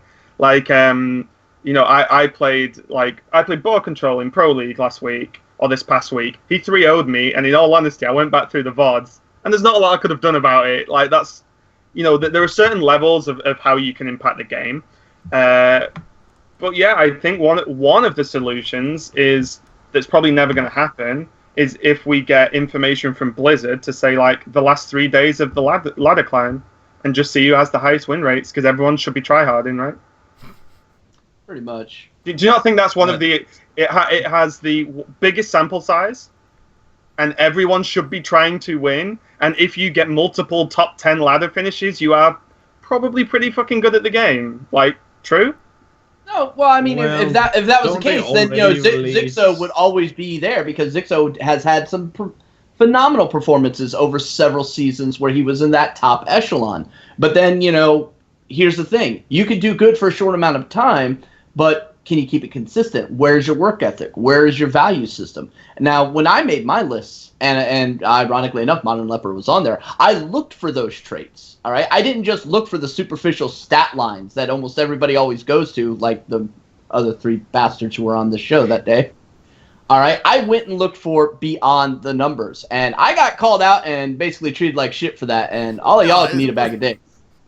We just made fun of you. We didn't treat you like shit. Come on. So this is one of the other issues, right? So one of the problems you face with going off something like that is like I could say ball control, in my opinion, is easily in the top cup. Like, and this is gonna sound really, I'm gonna get fucking mean for this. In the UK, he's one of the best players, I think, by far. Right? Does he have all the tournament results and the big major wins? No. But I know he's fucking good. But then, does that get discounted because there are no results? Do you know what I'm saying? Like, yeah, this is one of the issues where the pro players is. I think where that statement probably comes through the strongest is that top end pro players know a lot of the other players and have seen them play countless games on ladder or wherever, and they're judging regardless of results whether that player is actually good at the game. So there's so many things wrong with trying to work this out. It's very difficult. But hold on. There is something else here. Now, Modern Leopard's little point of only talent should be able to judge talent. Well, there's a really huge problem with that in terms of Hearthstone, and that is Hearthstone is populated by some of the most clickiest motherfuckers I've ever seen. I'm not even kidding. Like, they talk more shit on a good day than a drunk fucking white trash motherfucker in a trailer park. All right, holy shit. Well, that was what I raised before. Like, if a player doesn't like another player, why would they rate them highly? Like, exactly. you can't trust them to do that. So no, like, you need independent outside. which is but then one of the other issues is that and this is no direct dig at you, Nydra, but like the Ghost Gamers rank system, although I mean we've talked about this a lot anyway, like a lot. But the Ghost Gamers rank system, you can only do so much, right? That there is a workload issue, which is a fact that everyone should be aware of. Why doesn't Ghost Gamers track every single online cup ever? Because that's fucking hard. Like, who's got the resources for that? So that's a fact, right? But one of the issues is if only majors are counted. Like, I mean, I don't know if you've seen the tweets, but some of the pros and stuff have been tweeting like pictures of the Gosu ranking, and it's like, well, if you lose a couple of games in a like major, like DreamHack, say you just bail in Swiss and get fucked, you lose 1 million Gosu points, but you get top 5 ladder for the past 6 seasons. You don't get shit. Should you be ranked 8 millionth in the world? No, because you're amazing. And that's one of the issues where that there is just no good answer. But the problem with tournaments is the sample size is so small. Like, I'm ranked something like top 100 in Europe. See, that's probably not true. The sample size, I think argument could have worked 2 years ago, but I don't think it works anymore, just because there's so many open cups, especially in 2016. In 2015 was not that much different. It was just not promoted as well at open cups meta, because 2016 the Blizzard are really pushing the focus on community cups, like, here, go and play city points. They have fucking cups every single day, dozens of them. There's multiple that's cups today, actually. No one tracks that. I know that they are not tracked in the Gosu rankings. First of all, I don't look at Gosu rankings when I determine my top 10 list. I look at tournament results. I look at careers, consistency. I don't go like, Gosu rankings, I'm just gonna copy the top 10 now. Because you know my list from the last show is like half of it are not top 10 on the Gosu rankings, right? I don't have Chinese players there. I don't have Southeast Asian players, and there are some that are quite high ranked. I don't look at Gosu rankings, right? I know better than anybody else in the fucking world the limitations of Gosu rankings, so which is why I'm not using it to guide my decisions. But like, this is something that really rubs me the wrong way. So if you have a 3-year-old career in Hearthstone, like if you've been competing since 2014. And in 2016, you tell me, the sample size of tournament is too small for me to have a breakthrough. This is fucking bullshit. Because you could have played hundreds of tournaments throughout your career, and you cannot convince me for a single second of your life that you are fucked by RNG in all of them. Okay, you're absolutely correct on that. You really are. I mean, we've talked about this oversaturation in tournaments in this might fucking take game. it as a personal job, or Blackout might take it as a personal job towards himself, because yes, they have been in Hearthstone since forever. It's not. I'm not pointing any fingers. I'm not talking about names at all. I'm just saying, like, if you've been in Hearthstone since the beginning and you haven't had a single good result in your entire 3-year career, you cannot name yourself good player, even if you are so phenomenally brilliant at the game. I think one of the issues, and again, I'm just playing devil's advocate, of course, but one of the issues is that, so say in the past 2 years, I've won 80 online cups, right? 80, which is a good amount of tournament wins, right? Yeah. No one will ever rate me as a good player because I've not won a major, or placed well in a major, right? And that's, I mean, that's just the nature of the beast. That's nature of the beast. The only way you could actually solve this is if you had everybody who's organizing all these events actually doing their reporting of the event results into Gosu, which I know Gosu won't do because that ends up, throwing a lot of the credibility, what little they had, for the ranking system to shit. Yeah, and then that's just it was just a counterpoint to what you said, Nydra, about in terms of careers. Like you could win 1 million opens and no one gives a shit, and that's not anyone's particular fault or problem, but just the way it is. So but we have so many majors as well in Hearthstone's lifetime, like as an esport, right? Yeah, but not that many you could have actually qualified to, surely. Well, for like that, because say there's like, would you say like 15 open tournament majors is a reasonable guess at a year? Sure. Okay, let's say 15. Just roughly, just a number, and then like Hearthstone. Not an excuse, but you can just get fucked in a lot of those. Like, out of 15, like, how many, and think of the volume of players playing in those opens.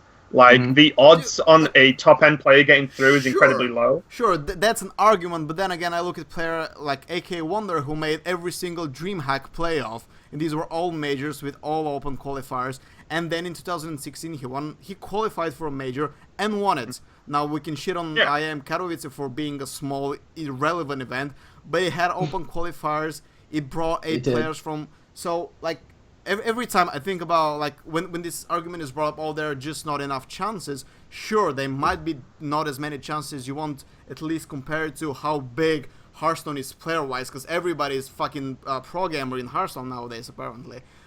But you have guys like AK, you have guys like Thais, who've proving this argument false. Because if you have the work ethic, if you have the mentality, if you have the practice partners, whatever needs to happen, like, you can break those odds. In 2014, Thais won 5 Zodacs in a row.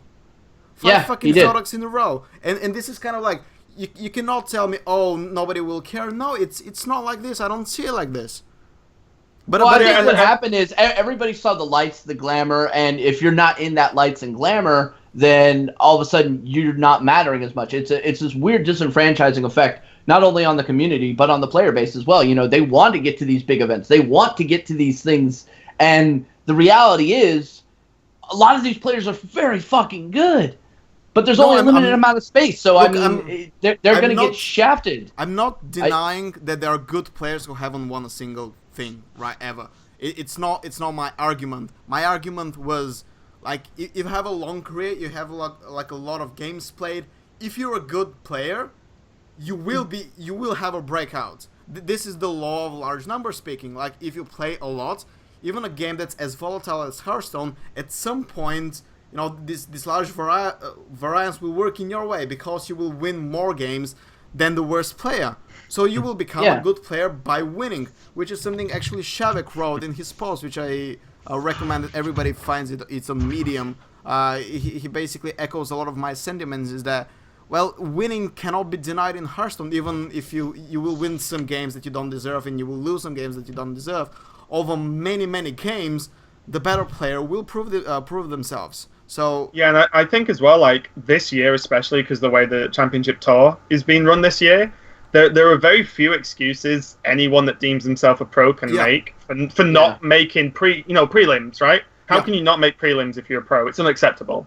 It just is. Yeah. Oh, I can tell you the answer right now, because you're a lazy fuck. You're not doing the opens. You're not grinding the ladder. You're not doing what you're supposed to be doing. If you want to be a pro player, and I've said this to people that I've worked with, you want to be a pro player, then fucking act like it. This is a fucking job. Yeah, your job is to play video games. That's all. Woohoo! But guess what? It's still a fucking job. You got to work that shit. Don't come in half-ass. You know, sitting there doing everything other than what you're supposed to be doing and expecting fucking results. That's why when I see people make these huge fucking flame posts about this game is too volatile and, oh, this game is so coin flippy, I just say, well, maybe you shouldn't have been playing Overwatch so much. Okay. Yeah, well, the thing is, like, by the end of this year, I think it'll be really interesting to look back and say, like, oh, well, this player got qualified for all. There's 3 preliminaries, right? Is it split into 3? Yeah. Yeah, I think they qualified for 3 of the preliminaries. In one of them, they got top 32. In one of them, they got top 8 or whatever. And then you're like, you know what? Like, that shit's hard. Like, that guy's good because he was there. Like, and then, maybe performed in DreamHack once, then that guy's good. And what's good about the Championship Tour is that there is actually just zero excuse to not at least qualify, right? Yeah, you can get memed out of one singular tournament, like the actual preliminary tournament, but to not qualify for that, there's actually just zero excuse. I think I can remember who took my words on winning way too literal and said that, oh, you're only looking at championship wins. No, I never said it, because I have... If that was the case, Life Coach would have been on that list. Yeah, we want to have Life Coach, we want to have Powder, right? This was before Powder won that shitty Viewbot Invitational, right, that nobody cared about. Like, Powder is a player that I will always put in my top 10 just because he's fucking consistent. He wins tournament games. He might not win tournaments, but he's always there. Yeah, he's always top 8, top 4. Yeah, always. And this I count as winning. Like, being, at a playoffs, at a major, is already an accomplishment. I had a long talk with Oskaka, by the way, and I want to, bring up some points we had with him. It was a rather calm and mature conversation with him. Didn't expect it. I expect to be gangbanged by him for some reason. But we had a really nice chat. He's very emotionally neutral. This is what I said. Like he said, "Oh, if I didn't win BlizzCon, would have that make me a shit player?" No, because you already place high in Europe.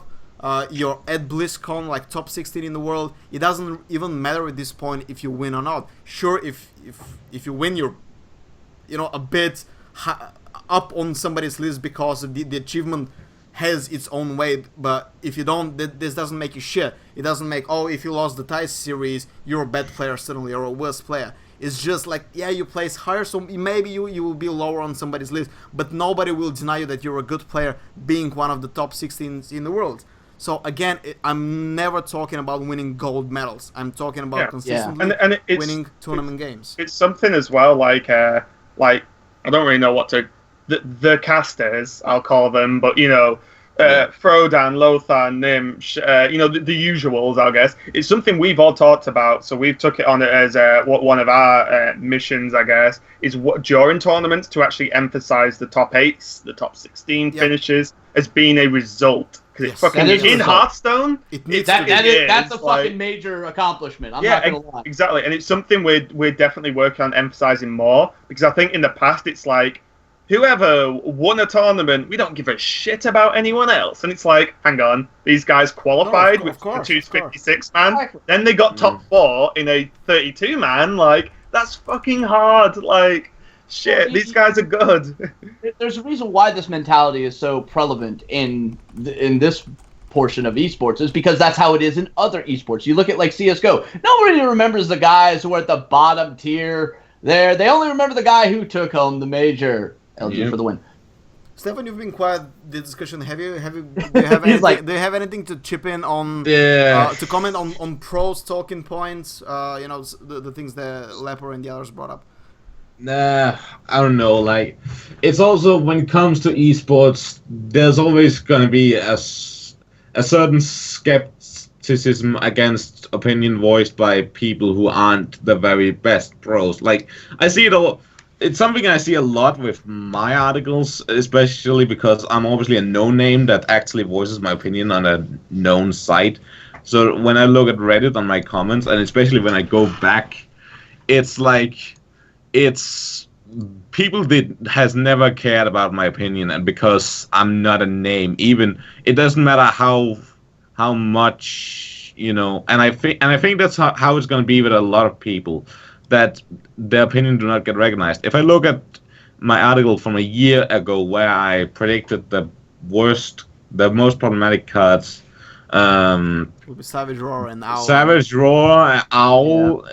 Alex Strasser, cards that today is on every single pro's prediction list for nerfs.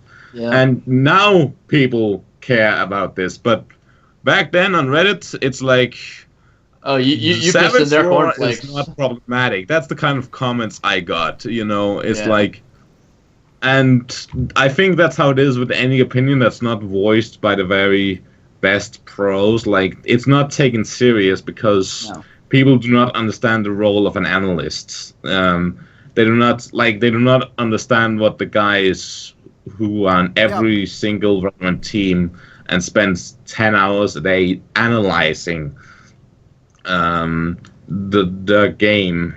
They do not understand that role, and they do not understand the role of the guy that actually watches players and watches the results. They only see the guys that wins.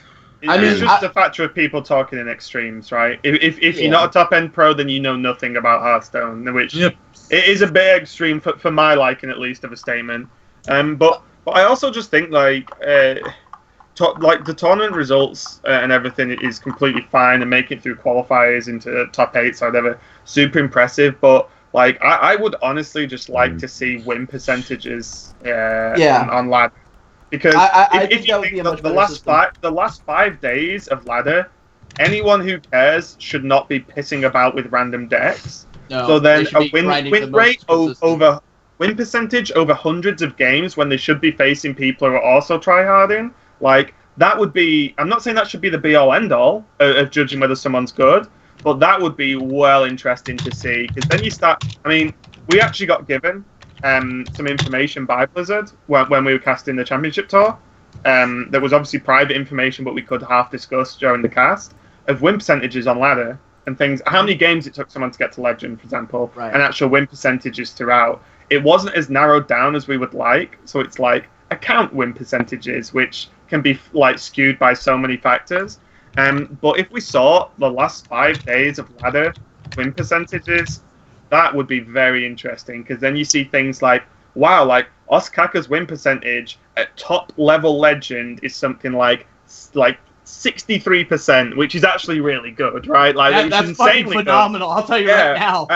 But then you could go, well, you know what? You can't really argue that he isn't amazing, because one, that win percentage in general is strong, but also in the last few days of top legend ladder placement is insanely fucking difficult. Like, I can't remember the numbers, but hasn't Kalento got like multiple top 1 finishes in ladder in the past few months? Or something like that, and then these others are like top 10 or top 15, and and everyone, because people haven't really seen much of Kalento, because he sort of flits over to a tournament if he can be asked, which is fine for him. But like that's still like incredibly impressive, and I don't think people, or maybe the general public, put enough emphasis on people who consistently finish on ladder like that high, and just to see win percentages. And speaking of somebody else who was on my list besides Kalento, are you hype in the chat? Are you hype? Hey, buddy.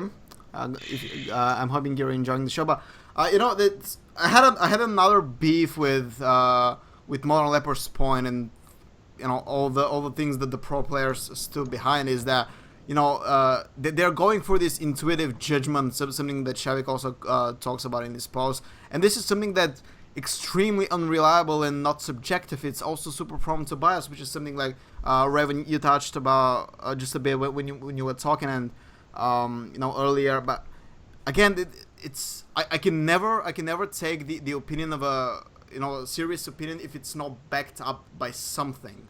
Like there needs to be a backbone to your argument. You cannot just say, "Oh, I'm good," which is why I can rate other good players, or I can determine other good players, because there's also the regression effect. I'm thinking like, okay, who determined you as good player, so you can determine other players as good, and who determined that good player, and who determined the previous good player. Like, you cannot convince me that there's like a circle of pros that should be the be all and end all of determining talent. Which, if that's the case, that's the biggest bullshit of competitive Hearthstone to date.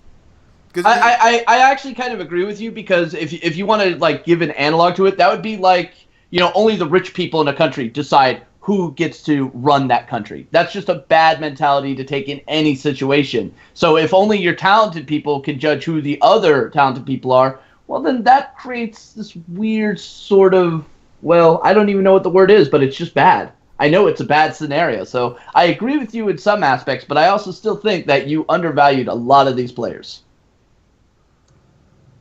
No, yeah, I actually didn't watch who all the players you guys picked were, so I'm out of it on that. But obviously that isn't the key of the discussion, specific players. But I just think like I understand the point of like rating players. Like a lot of the time, if for example, again we'll just talk about Monleper all the time. If Will like tells me there's a player that's good, I will almost certainly believe that he's very good, because Will wouldn't say that about someone who is bad, obviously. Like, that's just the way it is.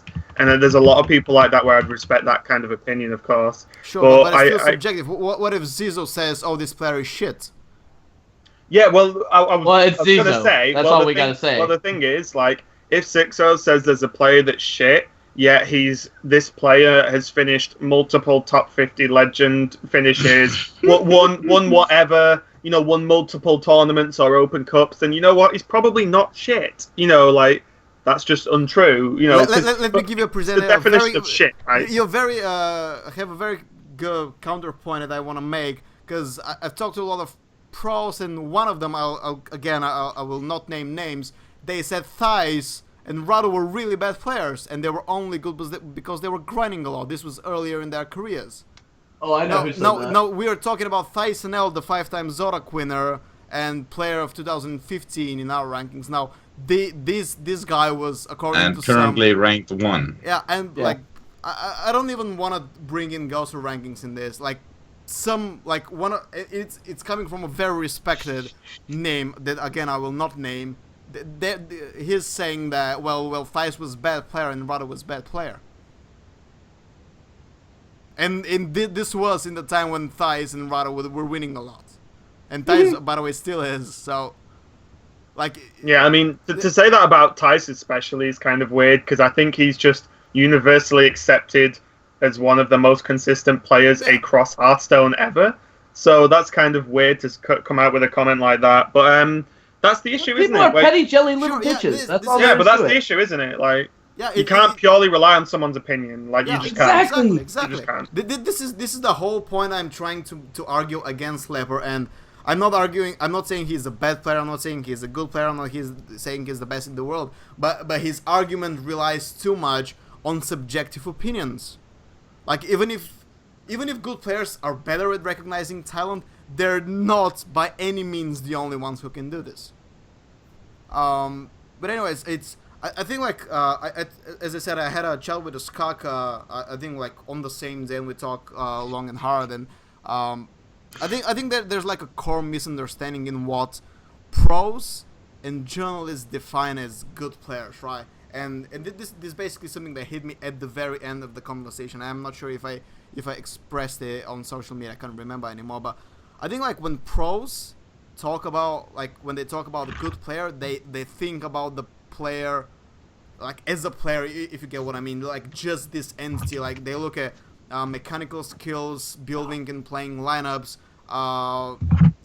planning ahead, devising strategy. They looked at them as a gamer in a vacuum, while a journalist, when he talks about a good player, at least in my eyes, and this is how I do it, I look at, I don't read player, I read competitor, I zoom out and try to see a bigger picture, which includes mentality, grinding, consistency, and data, even like win-loss ratio. Sure, it needs to be there, but again, you're not good player in my eyes if you're only good in a vacuum, because all this talent needs to lead to something.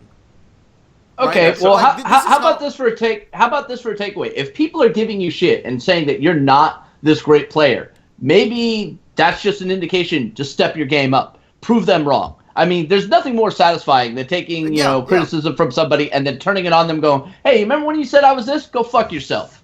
No, sure, and I've been known for somebody that has taken his words back if I'm proven wrong. So, again, prove me wrong. Like, it's something that might have, offended somebody. As I openly said on Twitter that I don't think with his current mentality, Blackout, for example, will be a great player, just because he takes losses a bit too hard and becomes too emotional and he cannot really learn from losses. I will be happy to go back on my words if he comes, wins a big tournament, becomes a consistent player and proves me wrong. Sure, just do it. But what I'm saying is that talent in vacuum doesn't stand for anything in the real world. So I was speaking to Hoy just before this, actually, because Hoy's someone I quite very highly respect as a player and as a person as well. He's quite level-headed about a lot of things. So I basically, and I'll actually read verbatim what he replied to me with. But I basically said, so what do you think is a good player? Like, how do you work out? If I said, name your top 10 players, why did you pick the 10, right? What do you do in your brain? So he said, it's hard to say because you okay, I'll have to paraphrase because some of this typing's horrendous. Because you're good in different ways. Hearthstone tournament and ladder are pretty different. I guess a player who's top legend most of the time are the best players because ladder is a huge sample size, valid point, and give you an option to view a win rate over that sample size. But also on the flip side of that, a person can just be good with one single deck and get really high legend. Does that make them a good player?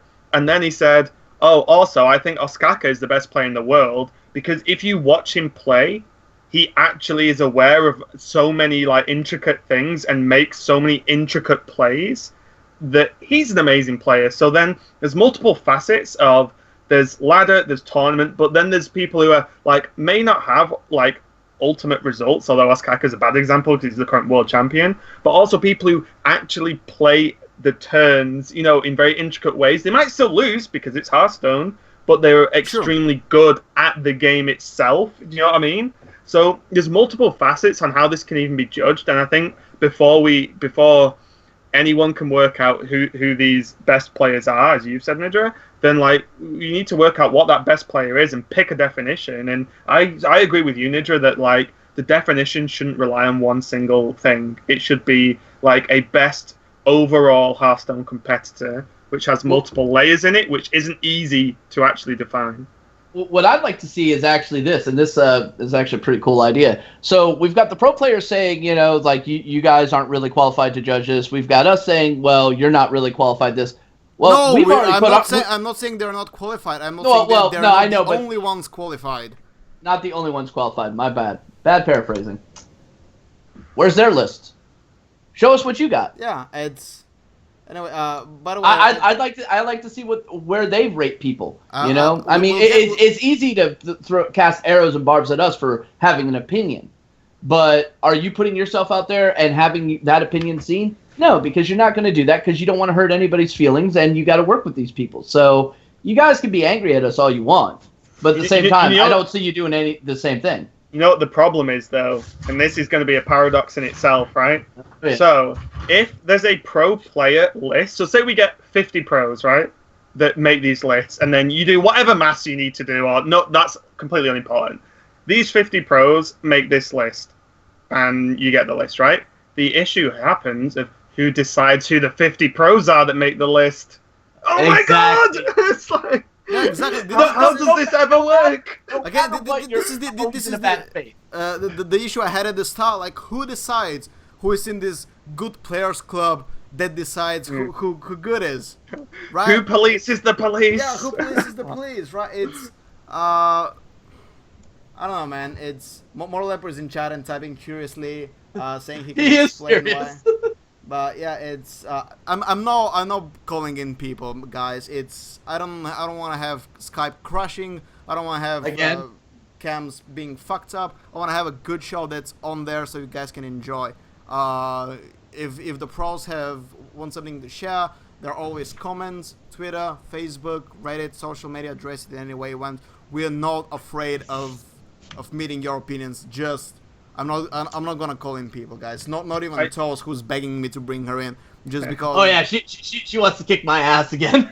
I think in all honesty, if you guys, if Gosu Gamers or whoever wants to make, here's my top 20 list of top pro players in the world, right? And you start off by saying this list has been made in acknowledgement of hitting these factors, and this is why and this is the data or opinion or why, then you know what, it's your list. Like, if people don't agree with it, welcome to the world. Like, there is no like realistic way to define the best player in the world without saying who statistically got the highest win rate in the world of all of Hearthstone, or in this amount of time. Is that the best player? Fine. Who has the best player overall in ladder performance? Who is the best player overall in tournament performance? You need to specify to be able to. You need to specify the origin of what you actually want to agree to, before you can do anything. And until that happens, or if you make a list that's like, in my opinion, these are the best players because they're ticking these boxes, then you know what? Fine. And if someone says these are statistically the best ladder players in the world, great. What's the problem? Like, I don't know. I just don't really see a big fuss, because you'll never say or define who are the best players in the world, full stop. That needs to be defined as what's the best player. And that's never going to happen. Every list should have a starting point, as you say, like check boxes. Okay, I'm going to talk about these players and judge them on the basis of like how much they grind ladder, or how much they grind tournaments, how much they win tournaments, or how much intricate plays they make. And you cannot ever have a list that covers every single aspect of Hearthstone, in my opinion. Right? It's like I can sit down and make probably 5 different top 10 lists based on different criteria, like in the next 3 hours. Right? Yeah, exactly. But again, like Moral Leper is saying, it is annoying that this is gonna go unchallenged though. Nobody. There's the internet. Everything can be challenged. You have Reddit, Twitter, you have YouTube, Twitch. Just do address me. I will even give you a tweet, a promotion on our social media. But I explain. I'm trying to get him on because I'll actually host him up on my channel and let him get his point out. Put that shit up. I will not bring. Yeah. Rado says mentality is super important. Yeah. How do you quantify mentality? Oh, I think Blackout has 3 out of 10 mentality. Thais has 8 out of 10 mentality. Whatever the fuck that means. But yeah, it's one of these things that we subjectively judge. By a player, right? Like yeah, it's like, I mean, speaking of Hoy again, if you watch Hoy playing a tournament, the craziest, most random shit in the world can happen on that board. He doesn't even look like he's bothered. He's just like, yeah, it's Hearthstone, and then he just chills out, makes insane plays. So is Hoy the best player in the world? You know, like that's the problem. And you know, I think it's fine for there to be lists of different people in them because there's nothing wrong with variance, and there's nothing wrong with like people choosing how they want to rank their lists. Rado is mentioning mentality. One thing that apparently a lot of players disregard, according to Skaka's words, is that, and I will quote, pros don't look at grinding and something that makes you good. Which my question is, why the fuck no? Because newsflash, that's your fucking job. You're supposed to grind tournaments, you're supposed to grind ladder. If you're not grinding, you cannot justify yourself as being a good competitor in my eyes. Even if you're the best talent in vacuum, again, this shit needs to be put to good use. Otherwise, what good are you? Literally, because I cannot go to my boss and say, hey boss, you know, I'm really good writer, but I just don't feel like writing. I'll be fired the next day, probably the very next second. So, me hustling and me writing a lot makes me a good employee. Same for being a good player. If you go grind a shitload, sure you can say, well, he grinds a lot, this is why he wins a lot, but he's worse than Crane. Well, so maybe Crane can hustle and Crane can grind and Crane can get results, right? Again, I'm not saying Crane is bad, by the way. Please don't misunderstand me for the nth time. Whoever you are. Crane's a good player. No, I don't think anybody deny Crane is a fucking good player, man. I mean, Jesus Christ. But yeah, grinding is a skill you need to have as a pro player. And if you grind, I mean that's endurance and constitution at its finest. Which anybody who's ever played any RPG knows constitution actually fucking matters. All right, can you go the distance? Can you even outside gaming? All right, constitution matters. All right, so I honestly think that people who just want to focus on tournaments and not focus on the grind, then you'll never make any list. Yeah. Anyways, so we were talking about how different people can make different lists and different criteria. Toes the Badger, actually, which is an occasional co-host, is working on a project for us that we're going to publish, well, when it's done, kind of in a Blizzard fashion. So she wants to poll journalists, casters, pros, and just random I'm on that list. You're on the list, or on the casters, right? Not on the pros. Yeah, on the caster, the journalist, and the pros. I'm just, which makes my thing pointless. No, I'm joking. I'm on as the caster. Because no one accepts I'm a pro. Feels bad, man. Ah, man. Yet the checks behind you prove nothing. Even the checks behind you, I cannot. But anyways, they're fake, ladies and gentlemen. I am in a league called Pro League. Come on. A UK Pro League, like UK. Oh, okay. UK, man. Okay. Rocket League is not Pro League. Yeah. But anyways, Toe's plan is to basically pull these different types of Hearthstone-involved people and see how the lists differentiate. And she wants to unify the results via math and see, like, are we that different?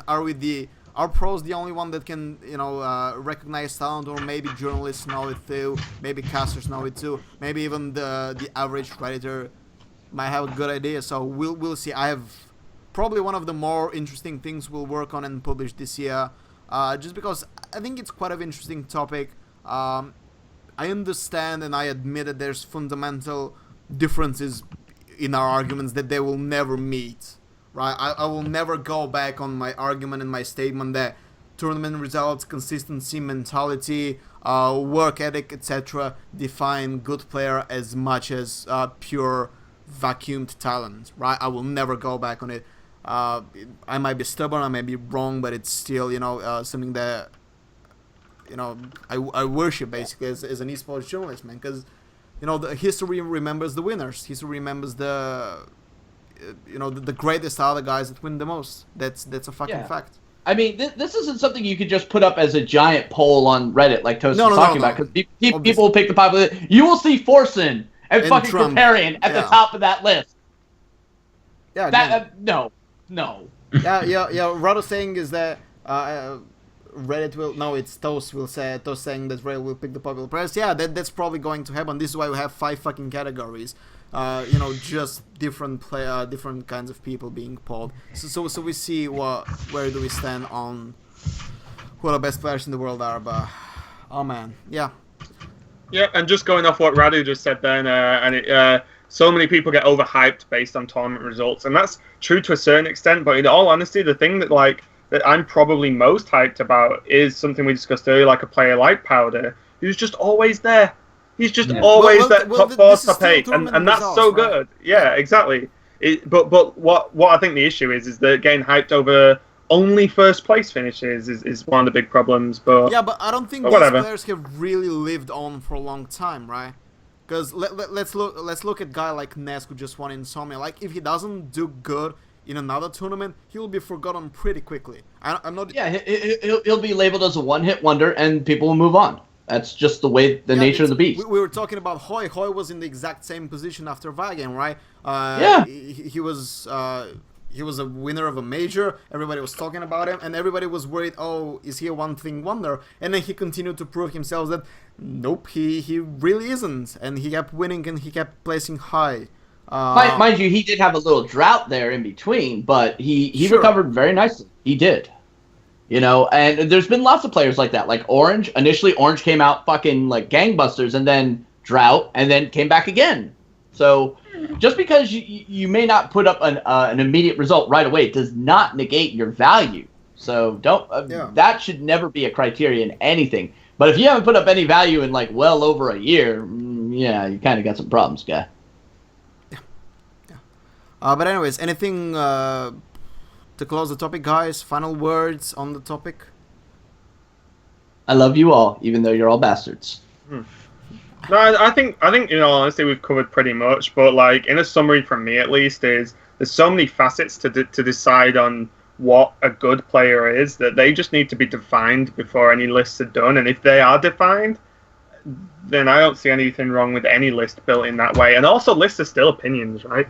Like, they truly are. Unless your list is literally these are the players with the highest win rate in tournaments, this and would you're be like, a stupid list. Yeah, but fair enough. That's a statistical fact. You can't argue with that list. It's just a ranked list of percentages. And then, of course, you'd have to do the follow-up here, the top ladder grinder. But all I mean is, if one style of list is statistical, no one can argue with it because it's fact, and you stated that this is what the list is. If another list is, I believe these players are the best players because of whatever, then that's also fine. Like, sure, I'm okay with all these lists. I think people are trying to assume that we're trying to create this whole Lord of the List thing where, one list to rule them all. No, fuck that shit, because that's just... It won't happen. You guys know, do you know why we do it? Because it leads to discussion. It's not because we want to annoy people. It's not because we want to make enemies.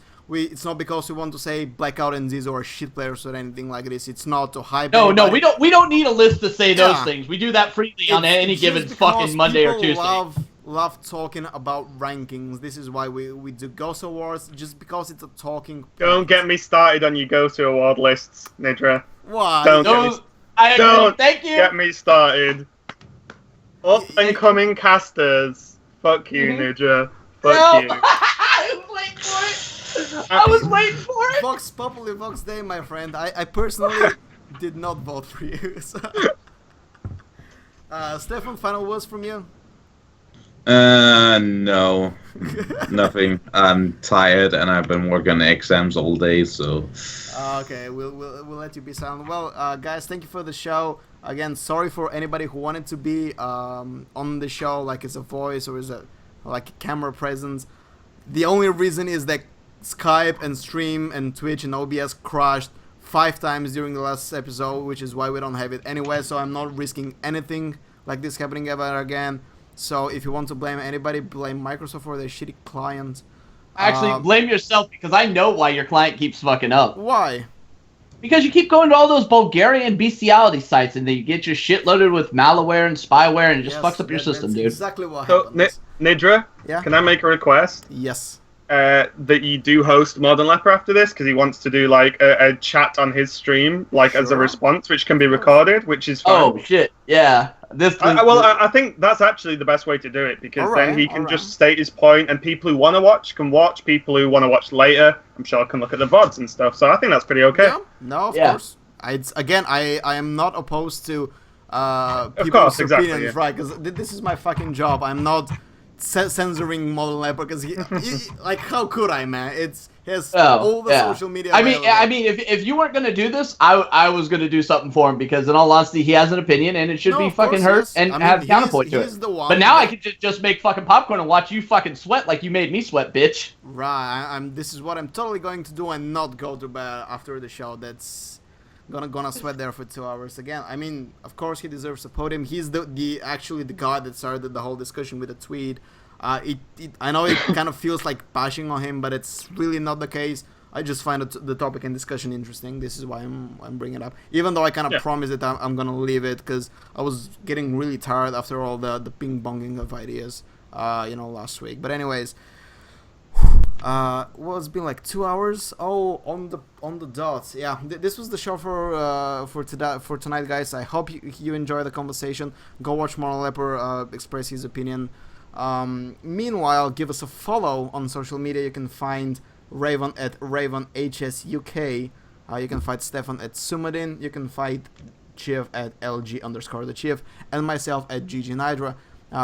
Follow me and Stefan's work on ghostgamers.net/Hearthstone, and you can find the shows on the Nydra Corner and the Ghost Gamers Hearthstone channel, which we just launched a couple of days ago. We're basically populating with videos now.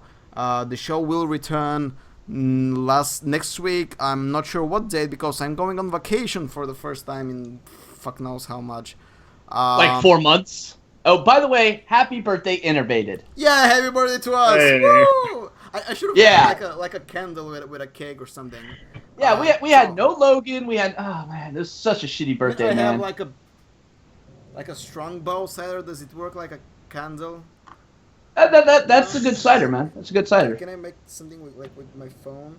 Something like this? Oh wait, here we go. Oh, it's fucking amazing, right? Oh my god! Wow. This is my best girly excited voice I can do. Again, I will give you updates on when the next episode of the show will be. It might be, the case that we don't have a show next week, and we return on April 25th, just because I don't know for how long I will be gone. Yeah. He's going to Serbia. No, I'm going to Malta. Which is next to Serbia. Which is nowhere near Serbia. I know, it's a shitty-ass island in the middle of the Mediterranean. It's a shitty-ass island, but yeah, I'm going there to enjoy the seaside before it gets crowded with shitload of people. But yeah, until next time, guys, see you around, and I hope you enjoy Hearthstone as much as we do. Bye.